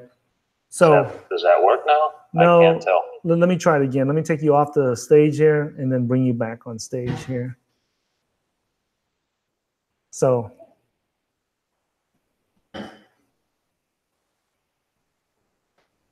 you hear that Rise has a new app coming out? I mean, Props has a new app coming out. Which one is that? I don't know what it's called yet. So the one that they said it at Consensus in New York. Okay, the one I pay attention to the most is the Rise app here, because I originally got into the Props project and the Rise app stuff, you know, because, you know, being a video content creator, I want, you know, anything that helps me have better access to my viewers and be able to communicate to my viewers in a discussion like this. I'm excited about it, you know, so that's the thing. I'm not sure what happened to Mike there, right? But so whatchamacallit, Crypto Space Media, he says I should have an admin block the people with terrible comments. So the reason why I don't block any trolls or anybody on my channel, guys, is I'm a firm believer in the right to free speech, you know. So you can say whatever, you know, you want on my channel. I really don't give a shit, you know. So I can't sit here and say that I believe in the right to free speech and that I don't give a shit about what people say and then here block people. To me, that's like a double standard. Like that's like being a hypocrite, you know. So I don't like doing that. So let me try to bring Mikey back on here again. Let's see how it works this time. Let's go, Mikey. Third time's the charm. Yeah, I'm not sure why it's not coming on, Mike. Not sure if you're using Android. Okay, there you are. What's up? Finally. Yeah, this is an iPhone. I don't know. Yeah. It seems like skittish, so I keep logging out, getting back in just to see if I get a better connection. Can you hear me now, Tyson? Yeah, I hear and see you fine. You know. So what's the game plan? What's the question here? Say it again. Yeah. So what's the comment that you had or the question you had? Oh, yeah. I was just thinking, like, you know, we think about what's the perfect time, what's the ultimate time, and I think it was Milton's question about, like, when do you have enough to, you know, devote time? I think the key is to do something in a forward fashion, but allow a little bit of reversal. So you don't want to go so extreme where if your grand plan doesn't work out perfectly, you can't step back in to up the game again, re-up, and then step back into what you really want to do. So you want to be able to retrace your steps sometimes. It doesn't mean that, you have to go into something. You go all in, but you want to save a bridge so that you can go back to your roots and then regroup if it doesn't work the first time and come back in stronger. Yeah, so can you elaborate on the re-up, because the people are listening to us, they might be from outside the U.S. and they may not know what the term re-up means. I think I can put it this way. In other words, you don't want to do something that, because we know things, the best laid plans, they may or may not work out, right? So you go with the best of intention, with the best laid plans, you got it well thought out, and you apply, and you keep patience and a good, prudent approach. But you also want to be able to do again what got you to make that first try. It allows you to reattempt if your first try doesn't work out. You want to do again, maybe a little better, what gave you the chance to make that first shot. Yeah. So you just keep making, you know what I mean? Yeah. In other words, you don't exhaust all your resources so you're flat out. In case you have to go back to that classical approach, call it 9 to 5 for the sake of this conversation, redo that in a good way to get you back into another approach, to do the same thing you set out to do the first time. Sometimes it's just a matter of timing. Yeah. And then, right place, right time, location, market timing, market approach, a little bit of luck. So, but I agree with you completely, and this is something that we teach. That we teach this in the boot camp. You've been there. Is that we take what we have and we take a small chunk of it and we make a bet on it. Hey, is this going to work, right? And so when I left work, I knew that I was in a position where if something were to go bad, right, and I needed to go back, I can always go back and do the stock boot camps and teach people how to trade stocks and Forex again and continue trading, right? So I had a backup, I guess, to when I left the 9 to 5 to go and focus on crypto investing full time and focus on building our cryptocurrency business full time, and that was the key there. So yes, always have a backup in case things do not work out is what I would say, so let me see. Bitcoin Plug said the school shooting, 8 to 10 dead or whatever, Santa Fe High School outside of Houston, is crazy. Yeah, so stuff like that, happens in the world, and it happens on a frequent enough basis to where, I hope that everybody's doing well there. But one of the things that I do is this, guys. I try to not pay attention to the negative news out there. Like if it's good news, I'll listen to it. But if it's negative news, I don't want to watch it and bring myself down. And there's especially with stuff that I cannot do or control or do anything about. Right. So there's a school shooting here. That's at Santa Fe High School in Houston. You know, I grew up in Houston around the Akima, League City area when I was younger. Went to middle school there, okay, around that area. But it's not something that it's not something that I rarely watch stuff on TV, on the news and stuff like that, because I don't see how that's going to help me improve my life. You know, knowing that there's a war going on in the Middle East, knowing that, you know, there's nuclear tensions in Korea, or knowing that there's, you know, tensions in the South China Sea or something like that. I just don't, no one has ever helped me understand how to take that and translate it to better my life. It's good to be aware, Ty. Yeah. You know, in other words, you want to be aware of what's going on, but you don't want to be buried in it, because it can hold you back like the biggest anchor in the world. Yeah, exactly. You know, because when I see like, you know, these police shootings and things like that, when I watch it, the more I watch it, I find out in the past that the more I watch it, the more it reminds me of growing up in the ghetto and seeing all my friends and myself getting abused by the cops down there, or you know, things like that. And to me, it just doesn't put me in the right mindset to take care of my family. Right. So I just don't. You ever split for a month and then have like a news break because you're out of your realm, you're traveling abroad, and you're just not catching news for a month? You get back home and you pick right back up where you left off. You didn't miss a beat. That stuff continually repeats and repeats and repeats. And unfortunately, the masses are buying into that on a maybe 8-hour digestion, or 10 hours of that a day. Yeah. And they're just getting fed that over and over and over. It's like being fed poison for your mind. Yeah. So not that it's not real. I don't make light of it. It's real. Yeah. People are suffering through those various instances, but you can't get, one person shouldn't get buried in it. Yeah. You know, if you can add to some situation, then add to it and then keep going. Yeah. You know, I just don't see how that helps me. You know, I just don't, if it's not something to help make my life better, I just don't see the point in being around news that does not help me, being around people that don't help me, you know, make my life better. That's just, yeah. After the boot camp with you and Leon and Eric and David, yeah, I'm so sensitive to that news now. I can't watch it. It disturbs my inner being. Like, you know, I become so sensitized to it. I check it out a little bit, but very limitedly. Yeah. And there's so much good content to absorb, so much good learning, so much everything else. Yeah. You want to see what's going on, catch a quick pulse, you know, like logging on to CoinMarketCap in the morning. You What's up, Malik? Stare at that for hours. If you want to join us on stage, what's going on? Just raise your hand, Malik, if you want to join us on stage. I don't want to bring anybody on stage that's camera shy or something, you know, so let me see here. Let me just check the comments here in the YouTube here to see if there's any questions here, right? Give me 1 second. Okay, I don't see any questions here, right? Okay, guys. We pretty much answered all the questions that people have, you know.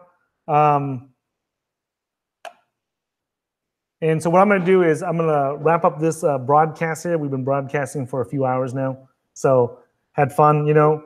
Thanks for joining us, Bitcoin Crypto, Malik, Crypto Otta, Kira, Will Richards. Will Richards is always on. He's like a machine, man. You know, so. Yeah, he's done right. Yeah. So thanks for joining us on the YouTube broadcast, guys. And if you guys like this type of material where we try to keep it real and share with you guys what we've been doing, you know, to get to where we're at today, give me a thumbs up, right? You can go to www.cryptocurrency.market/newsletter, subscribe to it. We're currently taking pre-orders for the cryptocurrency investing blueprint. If you want to learn more about our system and our methodologies, right, let us know. And you can join us there. And I'll catch you guys in the next video. So this will conclude our live broadcast on YouTube here. I'll stick around for a couple minutes to close up the rise, okay? So thanks, guys, and I'll see you guys in the next video.